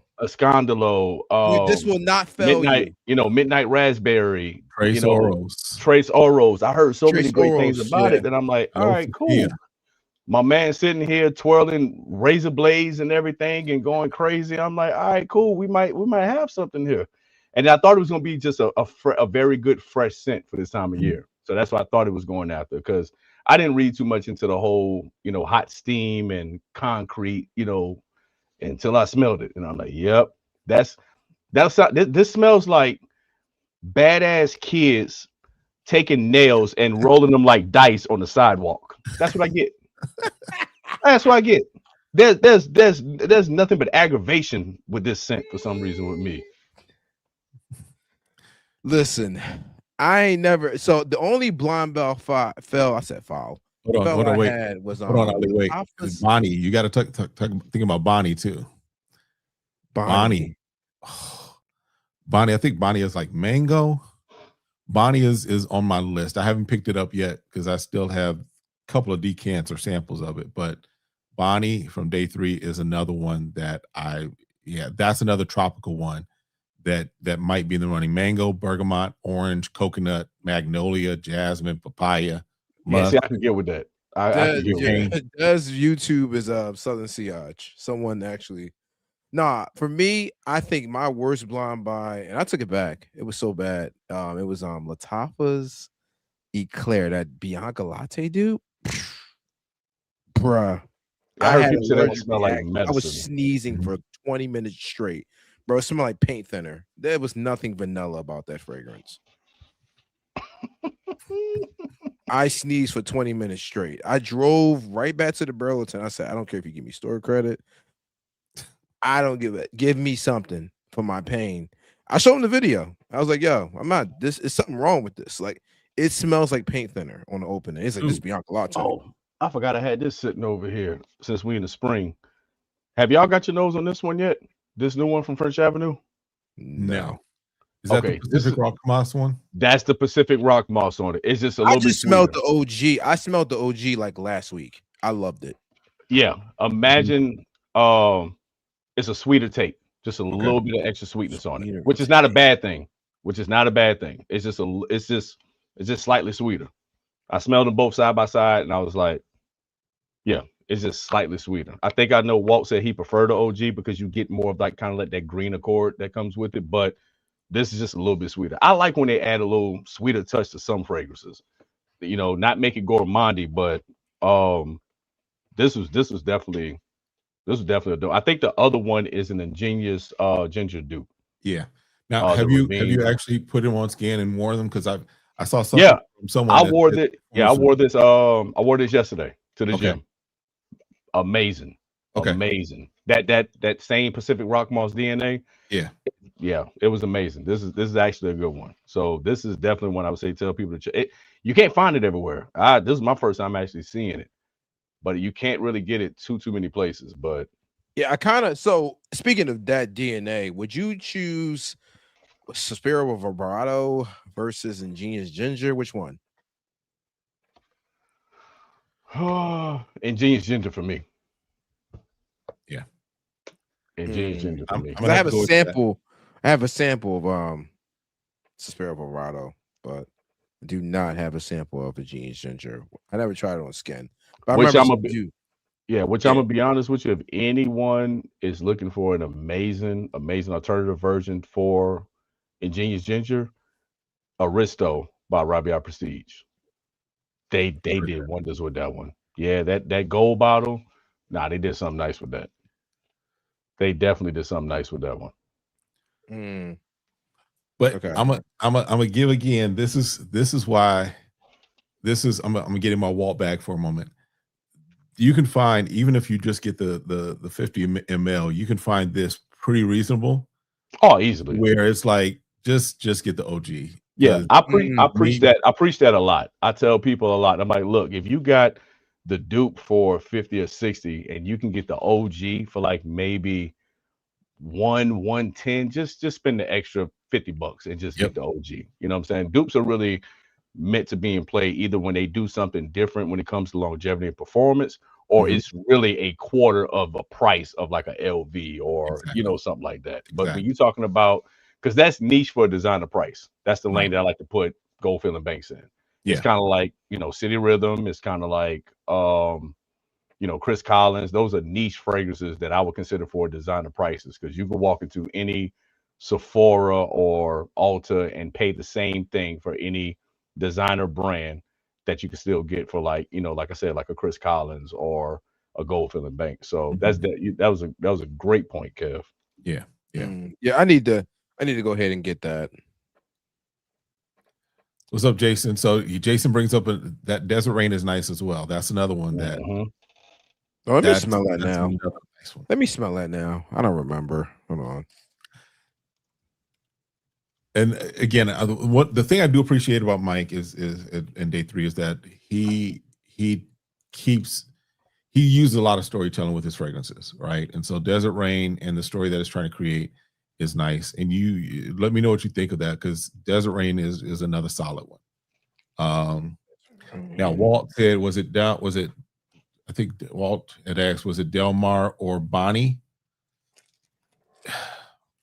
I'm torn because I like Bonnie specifically for the tropicalness of it, but Del Mar is solid as well. Desert Rain. Here we go. Oh, this is nice. Mhm. Oh. Yeah, this was Yeah. nice. This. Yeah, Yeah. and that's what I'm saying. I think when it came to this one, he just kind of went more like in a personal bag, because I love the storytelling behind it. Even when he spoke to Mhm. Walt God, about it, this the is amazing. whole magician aspect of his background and everything, and then you have those essence of razor blades and just those daring scents that he wanted to just You try. know what I should do? Since I should just get Shakir. What's it? Shakir Matter Free, whatever the hell that thing is. It smells like my police experience, and I smelled it for the first time in Perfumology, and so apparently people buy that stuff, bro. I can't even pronounce it correctly, but the one that smells like gunmetal and blood. What is it? Shakresia Major. This I can't even. It's made by. It's the white bottle with the sticker on it. It's one of the most craziest smelling fragrances you can put your nose on. I think the notes are actually. Oh God, I gotta pull it up or something. I think it's somebody help me out here. It's a very unique take on. There we go. Thing. Somebody, yep. Thank you. That fragrance right there. That Edge of Eden giveaway is going down once we hit 800 subscribers. It's gonna be Somebody Edge go of subscribe Eden. to Dad's channel so he can give away about the builder. Yeah. It's gonna be Edge of Eden, Tell and your family, tell your friends. I'm throwing in 4 other fragrances to go along with that giveaway at 800. So 800, you Yeah. balling. tap in, let a friend know.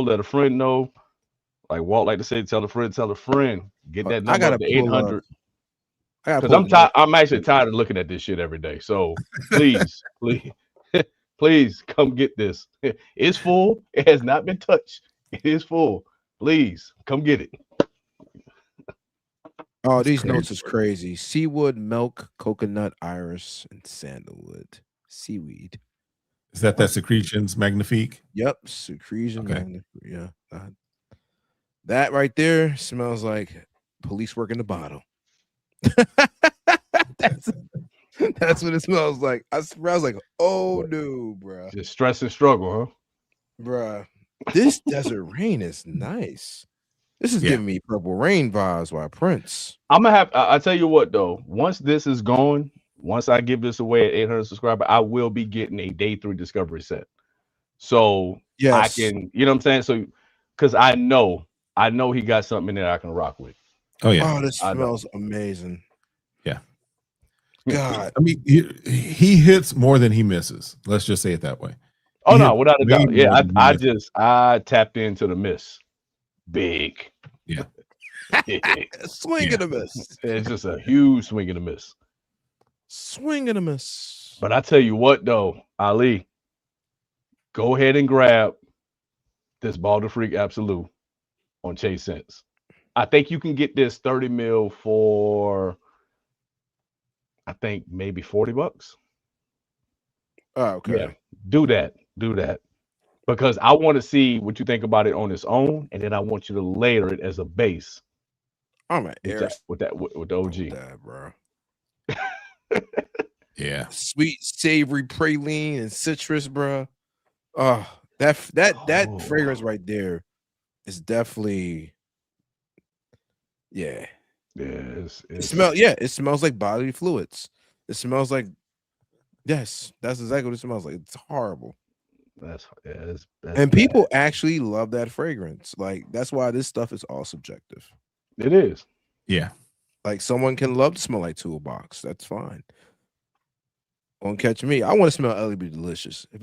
What's one word to smell like in your opinion? What are you aiming for when you wear fragrances? I want to smell Edibly Delicious. Listen, I don't know about because I don't know about what environments we want to be in where anybody thinks I'm smelling edibly delicious, right? That's a situational scent to me. That's situational. That's Like- situational because that I can't go out. I'm not listen. I'm not that guy that goes out in the streets wanting to smell edibly delicious in South Phoenix. That's not what's happening. Well, yeah, that makes sense. Yeah. Hey, what Ali? What smell like? What it was? Sticky pancakes? What it was? Oh, bro, naughty dates, bro. Sexy pancakes. Sexy pancakes, damn it. Naughty dates. He be walking around telling people I smell like sexy pancakes. Yo, if you smell naughty dates right now, I- you're going to think about it. You smell like not- McDonald's hot Ali, cakes, bro. I ain't thinking about sexy pancakes though. I'm not gonna call. Come on, now I'm talking about the ladies going to listen. I tell my girl all the time, but yeah, listen. That's You the smell goal. like That'd be you smell like Waffle House, girl. You Nah. see what I'm saying? Like, Nah. oh man, listen, vanilla powder, edibly delicious. that's an edibly delicious scent. yeah, It that's is. actually Somebody said it. That New Harlem, Yeah. by Bond Number 9 smells just like pancakes.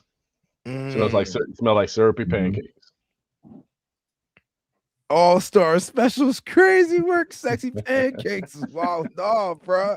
Listen, go lay your nose on naughty dates. You're gonna smell like the big breakfast at McDonald's. Hot Yeah. cakes, hot cakes, man. Yeah. I don't know about Sexy that. hotcakes. I don't know about that. Sexy. So Yeah, that would not work for me and Kev right now in this heat yeah. at all. Yeah, we have a Listen. real winner here. So like that the gourmands, we can thrive here, man. Like you could rock vanilla, you could have rocked Bianca Latte. It was cold enough to rock Bianca Latte. But here's the thing, because again, I've heard Walt say this, and I agree. I'm a big guy, so I can't go around smelling like food. That's just something I can't do, right? I can't do that.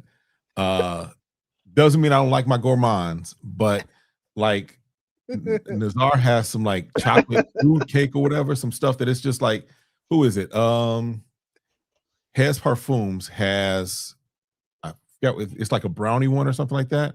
Oh, I'm like, it I smells got like Dubai it just- chocolate in my collection.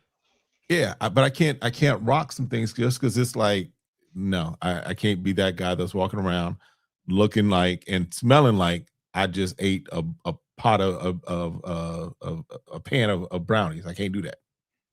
Oh yeah, I'm definitely. Ooh, oh yeah, I got that. Yeah, I got that. Yeah, Yeah, ooh, I brownie points, tried that's that what it one. is. That was fire. Oh, I definitely. What I wore that to work, bruh. Yes, I wore the oud cake to work. Oud cake, whatever the hell. Ooh. I wore it to work. It's awesome. I'm a Very, listen. Berry Oud by the Clean Team and Get Right Fragrance is probably one of the best ouds you can have inside of a fragrance. I don't know what he did with that blend, but it comes together so well with that blueberry. Oh man. Oh yeah. I think it was a blueberry or blackberry. It's one of them. One of them. It is something serious. Like you don't even really get the oud. You get like the depth from it, but you don't get any type of like off-putting oud. Man, I will Exactly. throw somebody. Let them say I smell. Man, listen. I'm going to smell. We're going to smell my gourmand fragrances. I'll give it. What Cedric the Entertainer said, man, you can't just be screaming across the street, hey, delicious. Come here. Listen. You going to catch me. What's my Oh, I got one here. I got Dubai chocolate. I got Montel chocolate. I got naughty dates. Yeah, man. Yeah, I mean, like, don't get me wrong. Having my gourmands, but my gourmands for me are more situational. They are more just like their mood setting, the right environment, the right situation, the right scenario. I just can't go all the time out wearing that stuff. Yeah. Nah, that's the same thing with me. Like a lot of fragrances are matter of fact, let's talk about that. I'm not even gonna save that for my video. I ain't even got it up here with me. I should have brought it up. Cal Cologne's Maison Esrar Thriller. Let's have a conversation real quick since we're talking about situations. Oh, where VT at? Here we go. Nah, we gonna have a conversation. I'm gonna hold it down for VT right now. I'm gonna hold it down for him because I had a conversation with somebody in the fragrance store today about it. So I'm just gonna put it like this. It's not a bad fragrance. Okay. It's not an easy to wear fragrance. It's a very situational fragrance. It's a very, you have to have a nose for fragrance in a unique way to kind of put components together.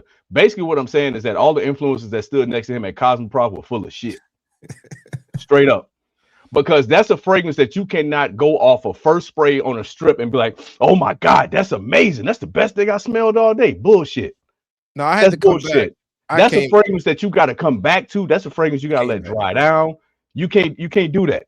You can't do that. So I'm saying this straight up. Anybody who put their nose to that fragrance know that off a spray on a strip, you not walking away in 5 seconds saying that, oh man, this is an amazing fragrance. No, it's not. It hasn't even came together yet in 5 minutes.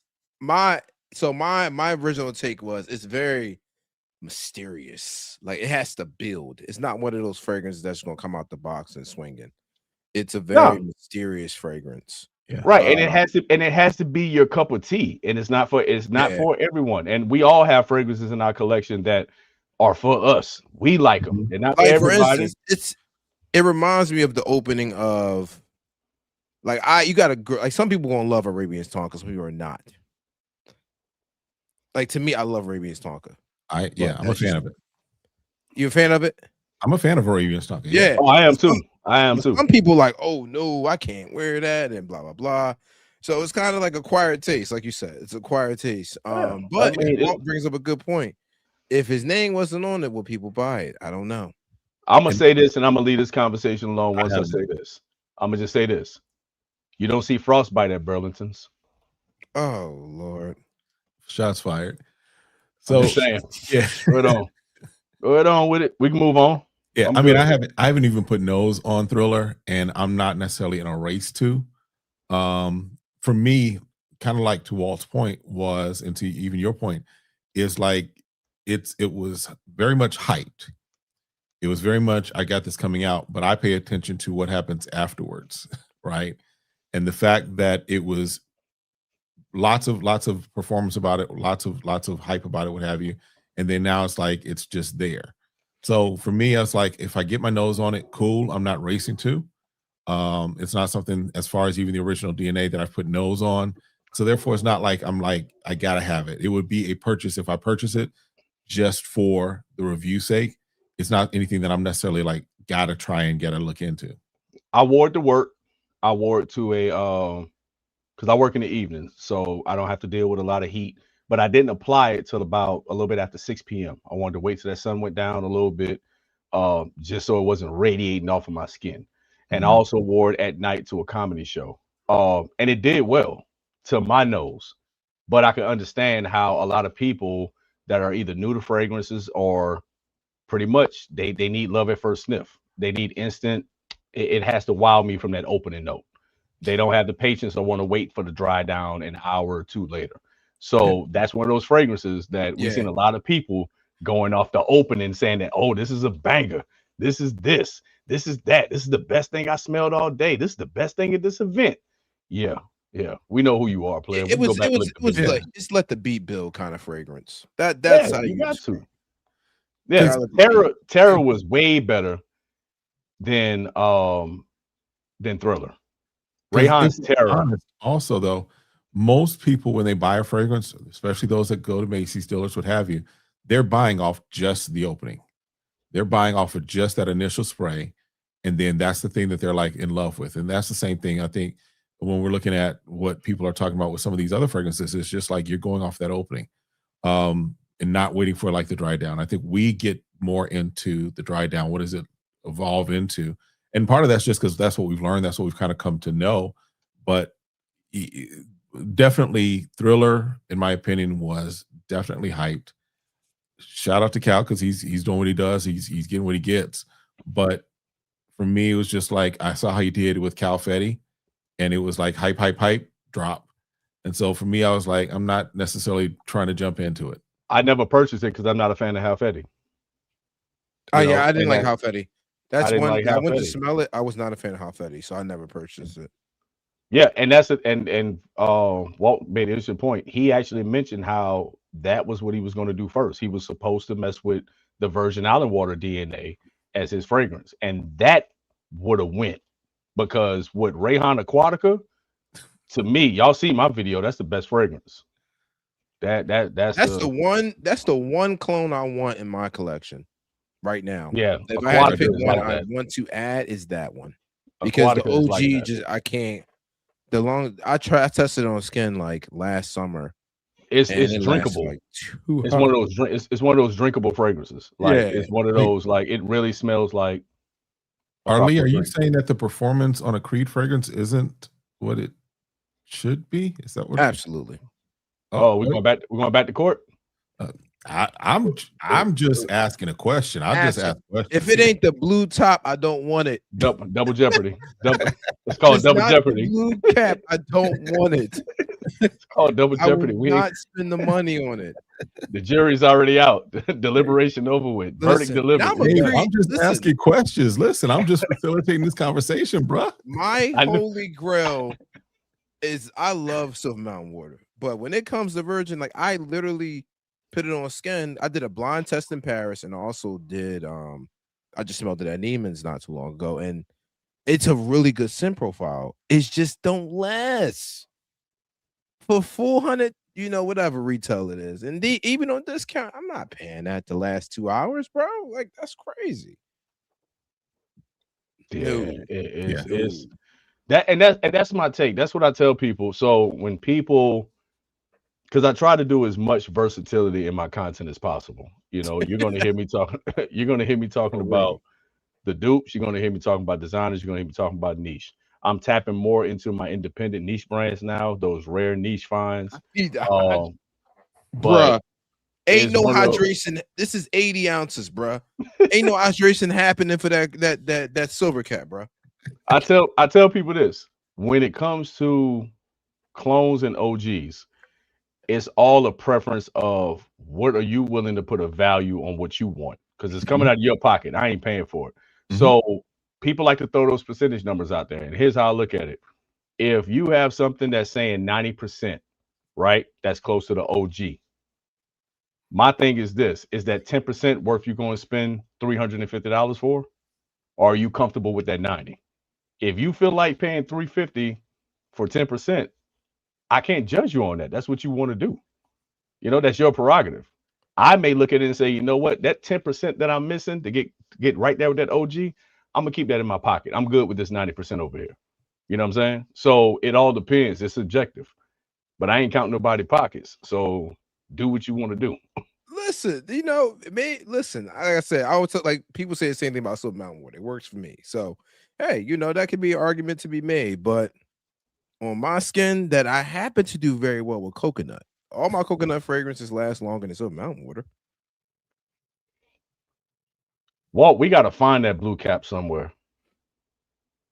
Yes, blue cap. We gotta find that blue Blue cap. cap. Like Bruh. we gotta. Maybe we'll all go in on a bottle and just share it on the weekend. Nah, I actually went to the like a Creed bag- boutique. like a bad Sprayed custody it 'cause I agreement. wanted to get green Irish tweed or silver. I wanted to get I wanted to get the one we're talking about. And the lady was like, "Oh, let's see." I went to Neiman's around the corner. I lived like not too far from the mall, and I came home walking around. I was like, "Yo, where is it?" I'm looking for a daytime and flashlight. Gone. Now here's the thing. Walt just mentioned about somebody saying something about Fresh to Finish not lasting. Can't speak too much about French Defense, but I do have beef with Mind Games right now because about 3 fragrances from that Discovery set has not lasted on my skin. Grandmaster, I tried out at the Dallas Fragrance event when I drove into town because it got really, really cold that day. So I'm like, I'm gonna rock this Grandmaster. And after an hour, I was looking for it. I couldn't find it. Oh wow. I couldn't find it on my skin. I could not. As initially in the opening, it was there. Perfect. Had a nice, beautiful gourmand take on it. But after about an hour, it was gone. So, like I said, everything works on everybody's skin different. That's why this whole game is so subjective when it comes to price, spending, how it performs with you. All that is subjective. When you find something that works for you, that's what matters. It just works for you. It ain't supposed to work with everybody else. Exactly. Agreed. Yeah, I believe one of my homies in the space, he has the blue cap, but he got like 2,000 fragrances. So it's a difference, and I'm just not paying for the difference. Walt don't want to wear his decant. Wear it, Walt. You got to wear it, man. Yeah, because you bring up another good point, Des, as far as even just, because even when I came into the space, I was part of what I was having the conversation. I recognize that there's difference between the OGs and the clones and what have you. I recognize my nose has gotten to the point on some things I can pick up the difference, right? And pick them and really be very, very secure in what the differences are. But if we're talking about the people that you're around, they can't pick up the differences, right? No. And so if you're and so that's why it's like if you're looking for something in the neighborhood, there's options to get you in the neighborhood, right? If right now I'm digging into my family tree, and so there's folks that are straight up first cousins, and then there's people that are third cousins 4 times removed. They still part of the family. You can still pick up some of those genetic traits, but they're a little further removed. So at the end of the day, it's just how close to the main line do you want to be? Right. No, you're absolutely right. And that's it all depends. And the thing about it is what people have to realize that sometimes these Armavs, Afnan, Arabian Prestige, all the major Middle Eastern brands that dabble into interpretations and dupes, sometimes it's done with an intentional twist. Mm-hmm. They're not trying to go 1 for 1. True. They're looking at the original DNA and say, you know what? Let's look at some pros and cons. Let's see what people are saying about this fragrance. Oh, they got problem with longevity and projection. Let's fix that. Oh, somebody's saying it's too harsh in the opening. Let's sweeten it up a little bit. Mm-hmm. And you have to, if you smell that OG, sometimes it's okay to be appreciative of the twist that was made. Right. You know what I'm saying? It wasn't going after a 1 for 1. We have a lot of fragrances out there that are trying to go exactly for 1 for 1. For instance, if you take Armav's Intense Man Extrait, the Extrait de Parfum, the smaller bottle. Mm-hmm. To me, it took them all those trial runs of Intense Man, the limited edition, the EDP, because they were going after 1-to-1 formulation. And when they got it, they stopped. And that was it. That was it. Oh yeah. So it was and that was, they were going for that. But a lot of people don't realize that sometimes the differences in a clone of an OG is done intentionally. Like it's done intentionally. They're trying to make a little twist to it. Mm-hmm. Yeah, that Extrait Club Yeah, Ooh. That is final. That's Creed's final boss, bro. Hate to be that is a Vince's final boss, bro. Yeah, that's it. That was it. That's it, dog. That first one smelled like rotten lemons on the opening. Oh yeah, bad under the sink lemon cleaner. Yeah. After that, you can kind of like get through that part of it. It's all right. But that last one, that's his final boss.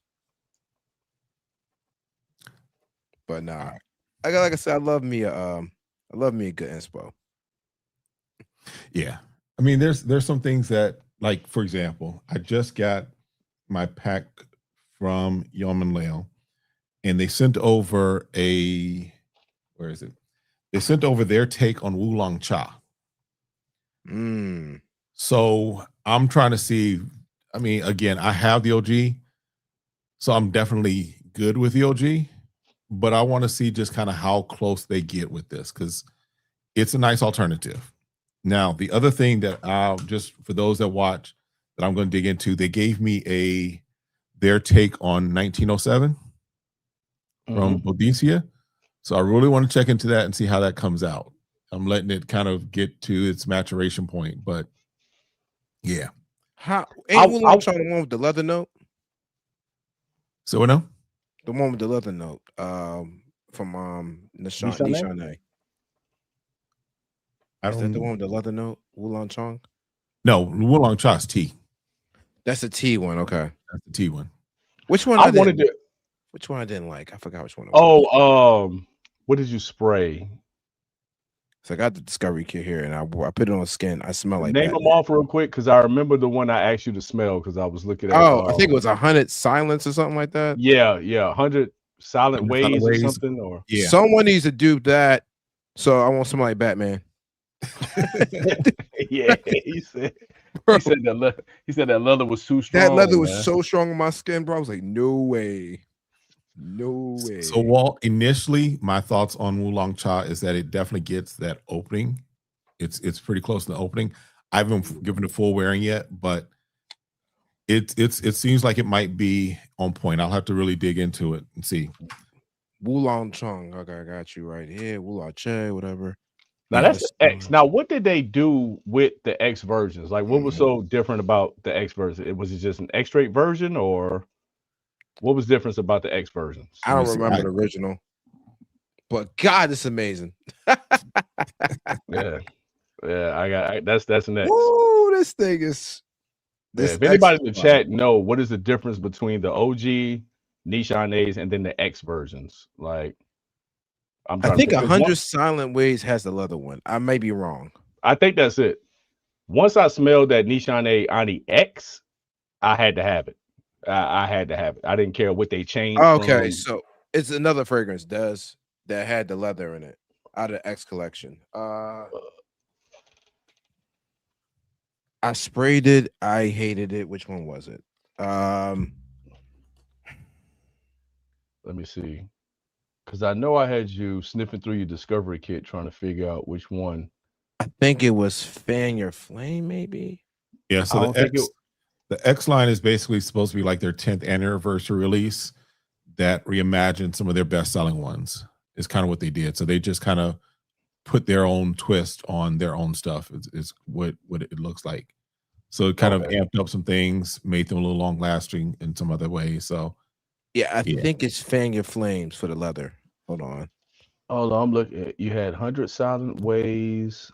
Whatever has the leather in it, bro. It smelled like Batman. It was horrible. It was horrible, bro. I had it on my because Des like, yo, spread your finger. And I want to see what it smelled like. I'm like, bro, this is the worst. But this Wulong Chong is fire. Expert is fire. It's so good. Oh man. I don't know. I think that was it. I think it was 100 Silent Ways. The X edition, because the other ones, I think that's the only ones that we had hit. Because I had you smell Ani X, and then I had you smell 100 Silent Ways. So it was the 100 Silent Ways that you said had a strong Batman leather note. Hold on, bro. I gotta find it. It's probably the X one that has it. It has to be 100 X version. Hold on, 100 Silent Ways. X. Where's the X version? Hold on. I can't find the X version.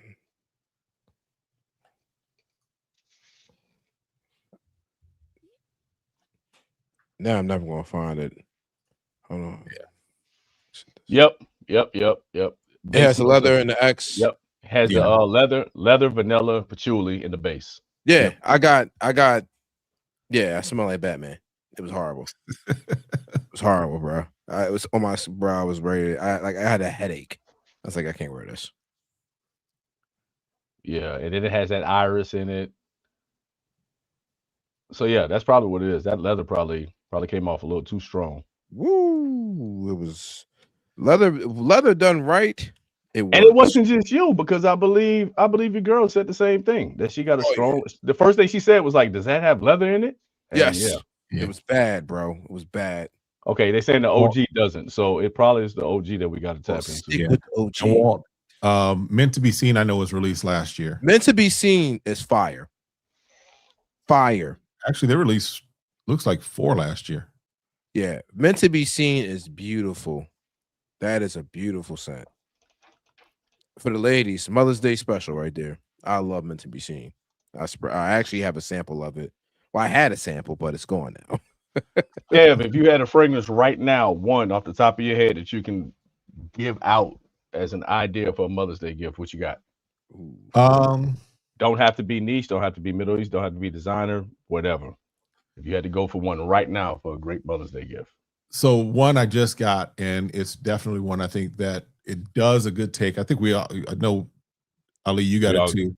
That we all got M5, it. The M5, the M5. M5, that's Yep. solid. I think it's unisex, definitely leans more feminine, of course, but that's a nice one. It's Delina, basically, if we're honest, right? But another one that my wife really likes is she looks for the stuff that is that lasts long, because when she's preaching and teaching, she wants to make sure it sticks around to the end of her moving around. But one that she really likes from day 3 is that Royal Reflection. Nice, solid one for ladies, I think. Could go either way, but mostly for ladies. Royal Reflection is another solid one for me. Find one real quick.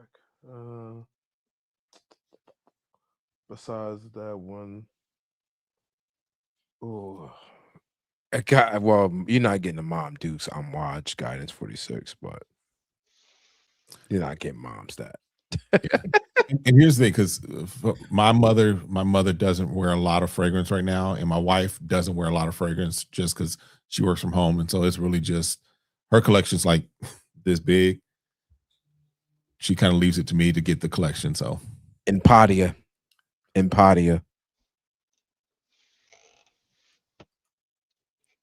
is the one I gotta pick. It is just so good. Yeah. Layer that with vanilla powder. Whew. Yeah, Walt, you wasn't lying. Hawass Diva is amazing. okay. Hawass Diva is amazing. And another affordable one that I think we all know of, but it kind of hasn't gone out off the radar. But I don't think you can miss, whether it's a mom, a wife, girlfriend, whoever you celebrate for Mother's Day, Latifah's second song. Yeah, that Paradox, right? Ain't that Paradox? That's second. Yeah, that's no, the first. Yeah, what was the first one? The first one was, what was the first Angam? I can't remember what it was. Yeah, I think second song is Product Paradox. I think, but it's a beautiful floral fragrance that I think is just easily across the board mass appealing for all women. Burberry Goddess. Burberry Goddess. Yeah. Okay. Yeah, second song. Yeah, Angam second song I think is a real good, and you can find it anywhere now at this point. Oh, Hell, yeah. you might be able to pull up to a Burlington's and find it at this point. Absolutely. I know I've seen it there. That's a good one to grab. Affordable one. Ooh. Rayhan Divine. Oh, okay, that's not Kiss. Never mind. Divine, yeah. It's a Divine, LV. yeah. Oh god, damn it! The pink LV one. Oh man. Not a trap. Yeah, trap. Yeah, that one. Trap. Yeah, that one. Yeah. Trap, okay. Yeah, Trap Divine. Revenge. Yeah. Yeah, that right there, and it lasts. It lasts. It projects. And I think we all got this. I'm tripping. Swiss Arabian, the Nectar Blush. I did not have that one. I Yeah. haven't gotten that one, yeah. Kev, you put your nose on it? No, I haven't. A big. Oh, yes, I'm a big was fire. man. Yes. Man. That Swiss Arabian Nectar Blush, that's another one. Okay. That is another one that can definitely go. Fellas, rock that. I know I wear that, but yeah, anybody can appreciate that one as a Mother's Day gift. Scintilla here, Woody Ling. That thing is so good, man. For me, for her, that thing just works. Floral, woody, fire. And man, I wear this with me too. We got Cherry by the House of Kajal. Nice little. Whew. Yeah, Kajal is a brand that I'm tapping into a little more this year. Just because, yeah, the Topaz, the Topaz is nice. yeah, I still got to get from when we were there. Masa for sure is another I one. want the Almaz. Almaz is it Almaz? Oh yeah, that one's fun. I got green- a sample. I have the a sample green of that one? right now. Yeah, the green one. Because I think that was like what? Was that a coconut rum? Oh yeah, we got it. Yeah, we had 2 hours. See, this is No, we. That's how it happens. I was That's about to how it say, happens. because I was about to put it in the chat. We got about another. We'll go to 2.5 max, but yeah, brother. I know y'all. I'm eating tonight. Fuck that. Oh, we good, man. We can. My chair ain't sticking to me yet, so I'm straight. We good. We good. No, Almaz is the Almaz is the ASAP Rocky. Yeah, that's the silver and green one. I didn't get a chance to put my nose on it in Dallas because when I tell you everybody was flooded at that table. But that's when I want to get my nose on. I got actually, if you order Jajoma Shop, if you order this, it comes in at 2 samples. And I think I have it. Oh, what is running right now? Me Oh, and no. Joma Shop are having a love-hate relationship right now. I think I got what I got. Masa. This is Masa actually. It came with Lamar and Masa, and like this wood sampling kit. Right now, Joma Shop got it going for the Masa is 124. Sheesh, that is criminal. Yo, there's a Lamar Noir. Oh no, bro. No. Oh, okay, just calm To down. me, I'm just saying. I just smelled it. I just smelled the perfumology. That I'm not a leather person, so Okay, nah, I'm straight. I'm good. bro, it smells like you got punched in the face by Acura. Like, that's what it smelled like, bro. Yo, I can't do yo. Walter said it. It's too bro. It literally smelled like Tyson knocked you in your head with a old leather glove, bro. One of them old boxing gym gloves that was in a box in the back. And it, when I say you spray it, bro, dark leathers. Yeah, those dark leather. It fills the room so loud with leather. It is crazy. Okay, Almaz is shipping for 160, and that had yeah. See, I need to get with this because this has black currant. This is This nice. has that Almaz has black currant, bergamot, lemon, and mandarin orange as an old. Oh yeah, Mazda. You'll love Mazda. You'll love that one. Yeah, I mean, you'll love raspberry. you'll love the Almaz, silver one. Yeah, that one's fire. I gotta get my nose on that one. I gotta grab that one. That'll be the next one. Oh, that's crazy. Who made it? Because they didn't do a good job on that. They was like, you want something masculine? Here you go. Bam. Yeah, that was straight Wilson's Leather Shop, basically. Yes. It was just like, Yeah, and they didn't have to Bro, it smells like the Super Bowl with Tom Brady deflating freaking footballs, bro. Like, it's horrible. Horrible. That's probably one of my least favorite Kajal fragrances. Because I've heard someone compare it to Oud Maracuja, and I get the connection, but to me, now this is where me and Walt differ, because Walt can't stand Oud Maracuja. I'm good with Oud Maracuja, but the Lamar Noir, I get the fruitiness, but that leather is just too leathery. It's just too black, dark, motorcycle bike type leather. That's what I get. So I don't understand why they would use this as a base and then kind of add leather to this. Bro, they didn't add leather. It is leather. Nah, they didn't add it. Because this doesn't need to be touched at all. I'll tell you a story about Lamar, that regular one. So my homie, I put him on to it. He wore it to work. I was at my patrol car. He was upstairs. I'm like, where is he at? Like, that is how strong the sillage is on Lamar. Mm-hmm. Bro, I'm sorry. That Lamar is tough. It's tough. How strong the what is? Lamar. The what? The Lamar. Is tough. Oh no, not Lamar. Which is how strong the what is in the air? Sillage. Say it for the folks in the back. See, Say it for the people in the back. Say it for the, it was, say it for the bro. people in the I back. was like, yo, I'm smelled like I'm like, I walked in, I'm like, where is he at? I'm looking for him. I'm like, bro, he's all the way upstairs. I'm like, bro, Bro, you it got is the whole so station smelling like pineapples and like roseberry, like see red that's berries. and see that's the beauty about it. How we talk about we need to get a lot of things on the skin. I think we at that point right now. We know something is fire the way it hits even off of a strip. Mm-hmm.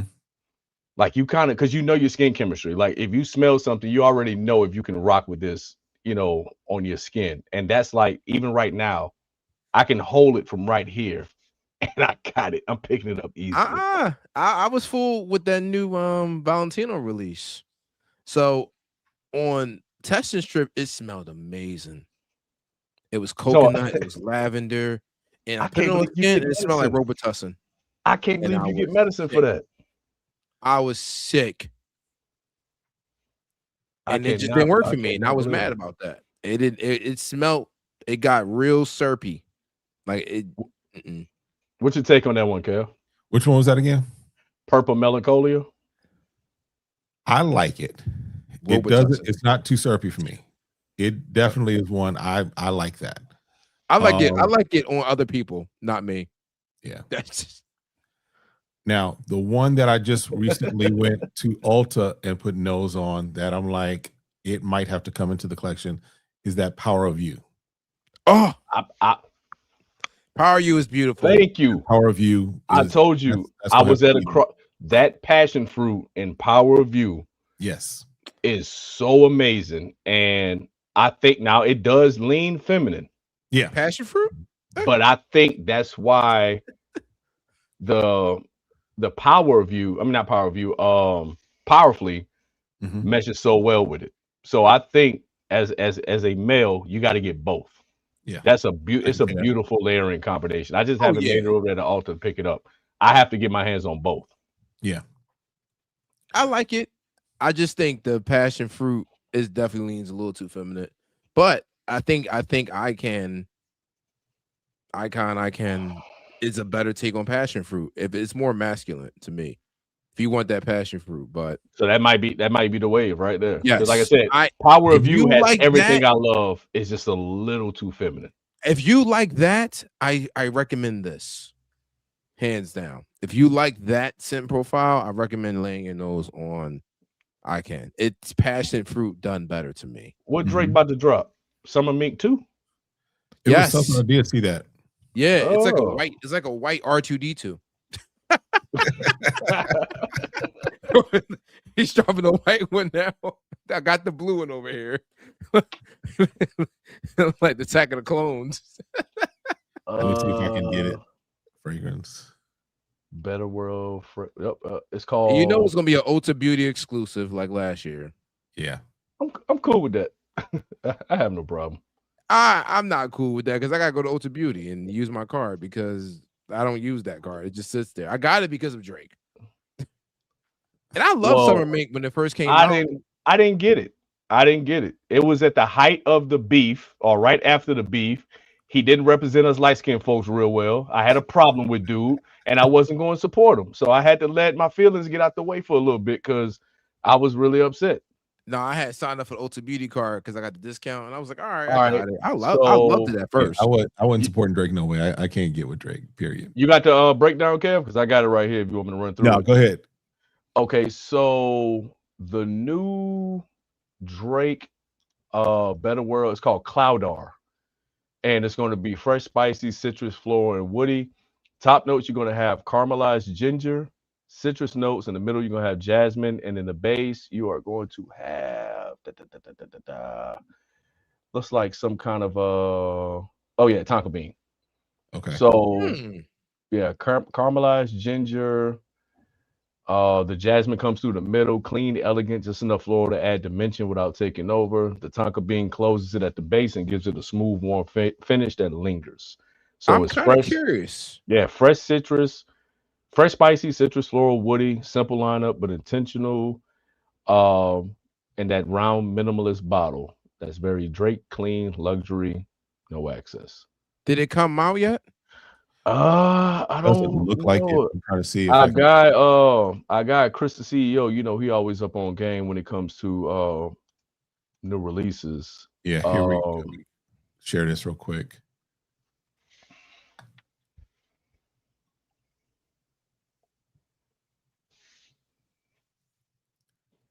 Yeah, I gotta lay my. I like Ulta Beauty's right down the street, but I gotta lay my nose on it when it does come out. So this is what we got on. What is it? Scent advice. Yeah. So it looks like it's gonna be citrus forward with I see some mandarin. some floral jasmine. Looks like some ginger as well. Oh, I'm sold. Mhm. I'm good. I'm sold to get my nose on it. I mean, you Yes. could just walk into an Ulta and actually, because Yeah. what I'm gonna do is I'm gonna go in there with fresh skin and rock it as the scent of the day, and just go about my day, and then come back and buy it if I rock See it. when it works. Yeah. I just hate the bottle design. I'm sorry. It takes up a lot of room. My R2D2 is like on my shelf right now, just taking up half the space, bro. I hate that bottle. I hate that bottle. Like I'm really about to take the base off and just leave the ball. Like it's like a Pokemon. It's like a hate the Pokemon bottle. ball. Mhm. I hate the Paco Rabanne robot bottle too. I hate that bottle. And then he glued the Atomaz on it. So when you're trying to travel with it, you can't even get the freaking decan off. Oh, yeah, well. But the absolute worst bottle design. Yeah, I hate it. I hate that, and I hate Latifah's His Confessions. What? I love his confession. Oh, I hate that. I hate that love bottle that design. bottle. That bottle that was bottle. just trash. I love that bottle. It's so tacky, man. Now the juice inside of it is good. It's a great vanilla scent. I But love that bottle, bro. that is horrible. His But hey, Confessions no, is my Kev, though. Kev, Yeah. that's it doesn't last long, but that's some good McDonald's Sprite you got there in your hand right there. For Yes. real. This That's that old McDonald's Sprite. so this is the worst bottle design. The worst name for me is Afro Leather. I hate that name. Now, it is, of course, doing its take on African leather, which I absolutely love. But the name Afro Leather just sounds like a 70s blaxploitation movie, simply put. Yeah. Pam Grier was somewhere behind that design of that name. Right. Pam Grier, Bill Cosby, and Sidney Poitier doing their thing, along with Isaac Hayes and Barry White doing the soundtrack. Yeah. And before you seen that, that's when I'm Gonna Get You Sucker had to come on. Yes, sir. I Yes, sir. gotta find an ugly bottle of my joint. Now, what I can say is this: as we're talking about bottles, Tara over there at Parfums du Ciel, and I said it before, her atomizers are something serious. It's like the right amount of pressurized atomizer. It's like a semi-pressured. I mean, it's an amazing, just amazing, easy flow. Yeah, I told her whoever's doing this, she good. The worst atomizer in history Oh, is got to be Paco Rabanne. Like it just the 1 million Yeah. bricks.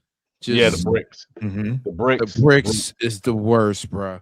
I had to break open my first bottle of 1 million Lucky and transfer it into a separate bottle because the atomizer broke. Which is Blue Day something that Chanel atomizer sucks too. They suck too.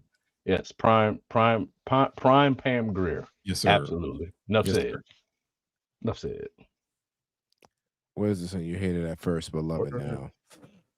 Ooh. Hate it. Yeah, that's strong. I Hate is a wouldn't- strong yeah. word. I wouldn't say it because if I hate it, I ain't got it. Like to come back to it. Like Yeah.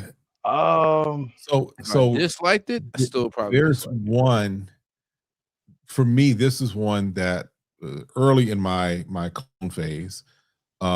This is one that here's the bad part. I smelled it in store. I was like, okay, we're gonna get this because it was doing its take on the Ombre Nomad DNA, right? Oh God. Jesus Christ. Don't Oh, no. Listen, I like strong scents. I like scents that kind of take you places. I Got- don't Take me want to to go the there hospital. though. I'm Right. not trying to go there. But it was a nice maturated, whatever version of it. I got that bottle home, It was I mean, my wife and I did a live unboxing of it, and we both were like, "Wait, what? This is not what we smelled." Now, did it get better because it did mature and all that fun stuff? Yes, but I ended up getting that one out of here because it was just like it never got to where it was in the store. I don't know if I had I was nose blind in the store and everything was smelling good, but it just was not there at the end of it. So Ombre Nomad is the worst shit that I've ever smelled in my life. Okay. It smells like food on my skin, like bad food. I don't know why. I tried it. It ain't for me, man. It's not. I spent all day. I spent probably about 2 hours in LV in Cancun when I was out there on vacation, and I wanted to literally but by the time it was all said and done, the only fragrance that I would personally spend that price tag for and walk away with is Las Abras Roses. That's it. That is it. When it comes to all your freshies, your Pacific Chills, your Imaginations, all of that, I think the affordable brands have nailed it to where you don't need, like I said, if you want to, fine, but you don't need to go spend that $400 to get it because there's things that kind of nailed it close enough. When it comes to their more prestige lines, like your Stellar Times, your Stellar Times, your Phantasmaglory, your Symphony, same thing. I think we got some scents that have actually kind of nailed that profile a little bit, or close enough to where you don't need to go spend that money. But when it comes to that desert line, Ombre Nomad is just horrible. Las Abras Roses is amazing. And their new one, I think, is Aviant Levante or something like that. I think it was somebody. Yeah, it's that latest one. That one is pretty much of a mix of Las Abras Roses and Ombre Nomad, which surprisingly on strip, amazing. On skin, horrible for me. Gotcha. So all my Ombre Nomad fans, I'm sorry. That gave me Ricola vibes. I love loud fragrances. Y'all know. Y'all see me. I try to air shit out when I love projection. I love performance. But for some reason, the way that's done with that oud and how they do it, it doesn't work for me at all. I like the Louis V. So for me, I had so many. Meteor was my first love. I went to Paris. I got Louis Vuitton Imagination because I got tired of getting inspires. I had like 7 inspires, and I put it on skin for the first time. And they had, if you buy it in Paris, you get like $55 back. I was like, you know what? We're gonna get it here. So I wound up getting it there on my birthday. And I still love Imagination. Like, it just works. Yeah. It just works. Yeah, it's a great, easy grab. Just works. Like, Meteor Imagination. My girl hates Meteor. She just smells like baby powder, but I still love it. I still baby love powder it. or baby wipes? Baby wipes, baby powder. I wore it at the airport. I got on the plane. Some girl from YouTube was like, "Yo, what you got on today? Smoker." It just works. For me, those two are my favorites. But Las Abras Roses is the holy grail for me. Yeah, it's amazing. It just smells amazing. It's like a masculine rose. It reminds me of like, oh God, that and Radical Rose had a baby. Like those two together will be. Radical Rose did have a baby. They had an illegitimate baby out of wedlock. No, they had an illegitimate baby out of wedlock. No. Yeah, they did. I'm sorry. No. I hate to say it, man. I'm getting Radical Rose still. I'm not saying don't get it, but I'm just saying French Avenue did it. Like they did it. They really did it. That is just. And they stole that bottle. And they stole the bottle. And they stole the bottle. They stole the bottle. They are getting sued. I think they stole the juice too, though. It's right there with it. That bottle right there with it. Cringe. But here's the thing, because it's weird because Maison Alhambra got a cease and desist, I think it was, from their take on Tom Ford's. But Maison Alhambra didn't get anything for their LV bottles, They're John Lowe. Yeah, the John Yeah. Lowe's. Those are LV bottles basically. This did surprise me because French Avenue is normally like original when it comes to their bottles design. So to see, like, as soon as I seen that bottle in the store, I knew exactly what it was. Yeah. Like I didn't have to guess. And I don't know. I don't know what made them go after it, but they went right after the whole bottle design, the entire concept. Yeah. Well, for them, for that one, and then also for their take on the Mason Crivellis. Like their oud maracuja one and their Yeah. are the box and the bottle are just like they went to the same factory and just like, let's put our label on this bottle. Now that's my issue when it comes to inspired buys. If you're going to do an inspired buy, great. Don't take the whole bottle design. Don't take the whole color scheme. Like, at least have us guessing what's inside the bottle when it comes to, hey, we have a new fragrance. I shouldn't be able to know exactly what that is based off of bottle design. Even with the name, like, I'm glad there's things like, you know, Double Bonus by Joe Milano, Game of Spades. You wouldn't know that's Meteor, you know, like, you know, just so that's what I like to see them do. But when you fall into that realm of doing that, hey, speaking of Xerjoff, I have my first Xerjoff on the way right now. I got 24, Torino 24. That is one fragrance that I need to get. I want to get one. Renaissance is actually a nice springtime one. Yeah, I want to check that out too. Renaissance. This one right here, Gibeon. Gibeon. I'm just telling you right now, Gibeon. This is basically come onto my list very quickly, very easily, very nice. Powdery, musky type thing, if I can remember correctly. But Gibeon is definitely one that I'm like, thank you, Rob, for sending it my way as far as this sample, but it's going to turn into a full bottle for sure. Yeah, I got to get, Renaissance is definitely the one I want to get. It was Naxos, but it's out of season right now. But for the spring, for the summer, Renaissance is nice. Yeah. So notes on Gibeon is, at least according to Fragrantica, take it with a grain of salt, neroli, cinnamon, or Ceylon cinnamon, orris, Bulgarian rose, and patchouli in the middle, and then vanilla, musk, Australian sandalwood, tonka bean, and cedar wood. Yeah. You don't think Naxos? Ain't Naxos the honey tobacco? It's honey lavender with a hint of tobacco, but yes, I don't think it's out of season. I think it's still good right now because it's not a heavy syrupy honey, right? Right. Naxos for me still works right now. Okay. As I move a little further into summer, for me it may not work as well. But I love Naxos right now. That honey in this spring air is amazing to me. I just kind of ruled it like, I don't know. I thought it was very strong for the summer, but hey, I listen. I gotta go check it out. I gotta try it. Yeah. I picture winter when I smelled it. I'm still rocking all my plum fragrances right now. My plum fragrances are doing amazing in the springtime. Like, I am really rocking. Plum and almond are two like notes that I'm just like in love with right now. If you never really had an almond forward fragrance, it's such a fresh take on, but it's like it gives like that chestnutty type vibe, but not a roasted chestnut.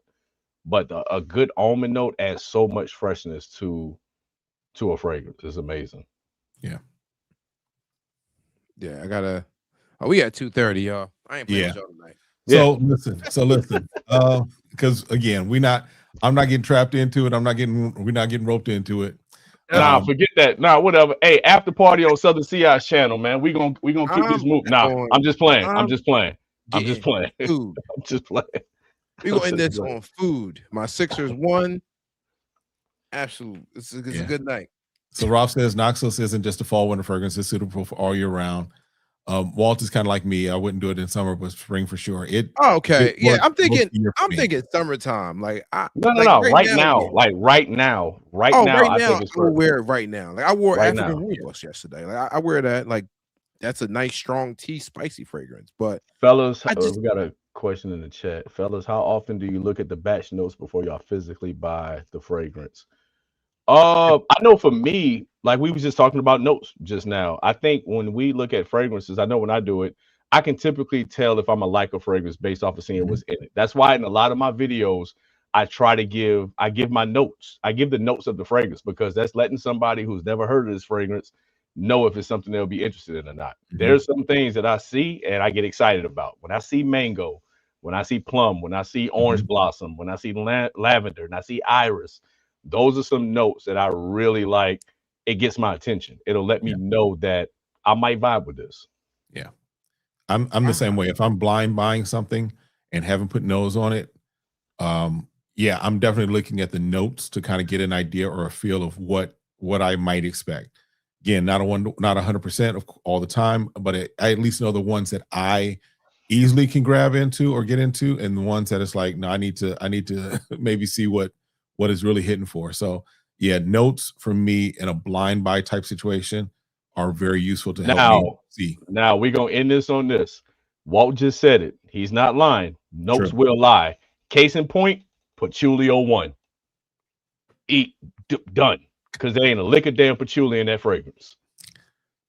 Mint, pineapple, fresh, spicy. Well, it's everything. Yeah. It's everything. It's amazing. But it smells like money. All right, so fellas, as we wrap up, why don't you guys tell kind of what you have coming up as far as any things you have coming up, channels, anything you want the community to know about? Go ahead and oh, we can make this announcement. I wish I would have sent you I wish I would have sent it to you, Kev. All right. Go ahead, Ali. I'm end it. Well, I don't have anything exciting. I'm just trying to, get my monetization right now on YouTube. So that's pretty my main focus right now. And then I'm 8,000 on Instagram. So just pushing, just being consistent. I don't have anything exciting right now. All right. So Saturday, May 9th, the day before Mother's Day, if you are in the Houston area, I need y'all to get with me over at Perfume Planet on Harwin Drive. I will be doing a special meet and greet Mother's Day pop-up with actor Miguel Nunez from Joanna Man, Family Business, Life, Harlem Nights. My guy has tapped in. He's going to pull up. He is going to be doing meet and greets, doing special Mother's Day shout out to the moms. Anything that's needed. With every fragrance purchase, your name will be entered into a raffle.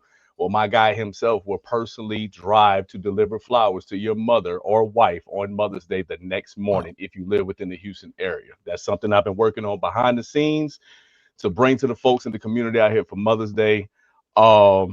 That's what I have going on. The official flyer will be released tomorrow with all the information. You'll be seeing promo videos from myself and also the business and also from Miguel Nunez himself. So if you're in the Houston area, lock in, tap in. If you're close enough to drive, please pull up. It will be a beautiful, just fun environment. You know what I'm saying? We're going to make sure I'm there to help everybody get their nose on some great fragrances for their moms and wives for Mother's Day.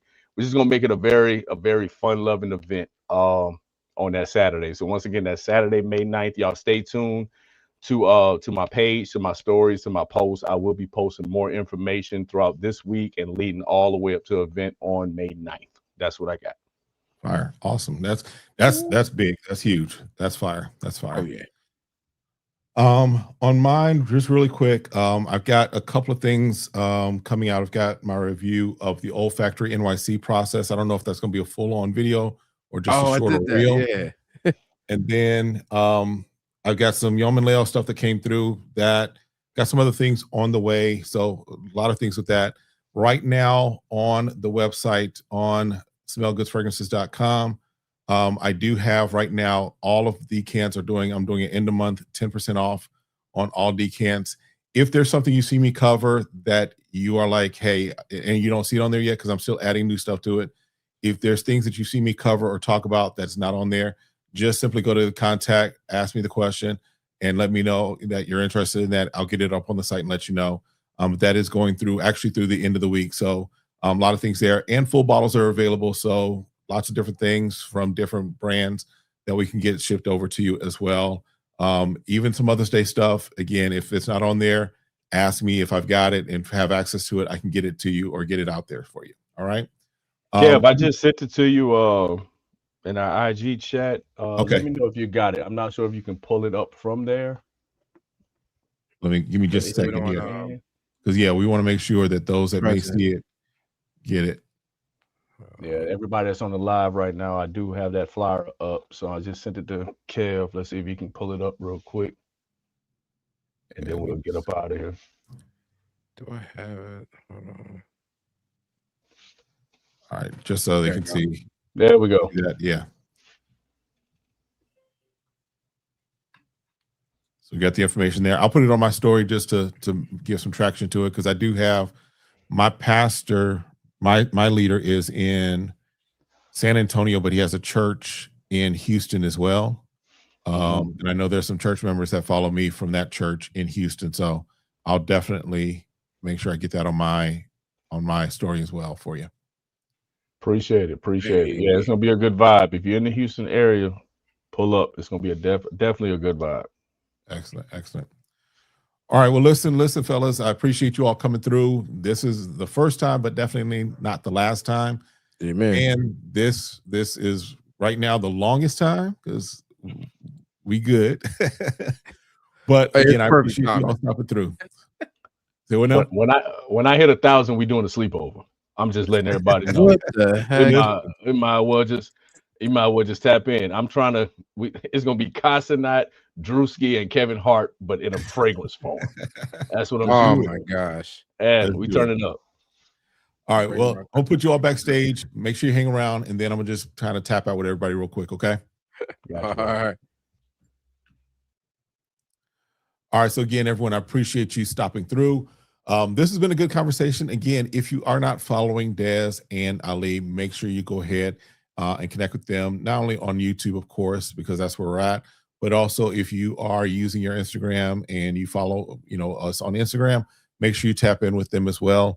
Great content, great information, great guys. So definitely was good to have them on. That's it that I have for this evening. We're going to let y'all out now, and y'all have a great evening. Stay safe, stay sane, stay smelling good. And of course, we'll see you next time. Be blessed. Peace, y'all.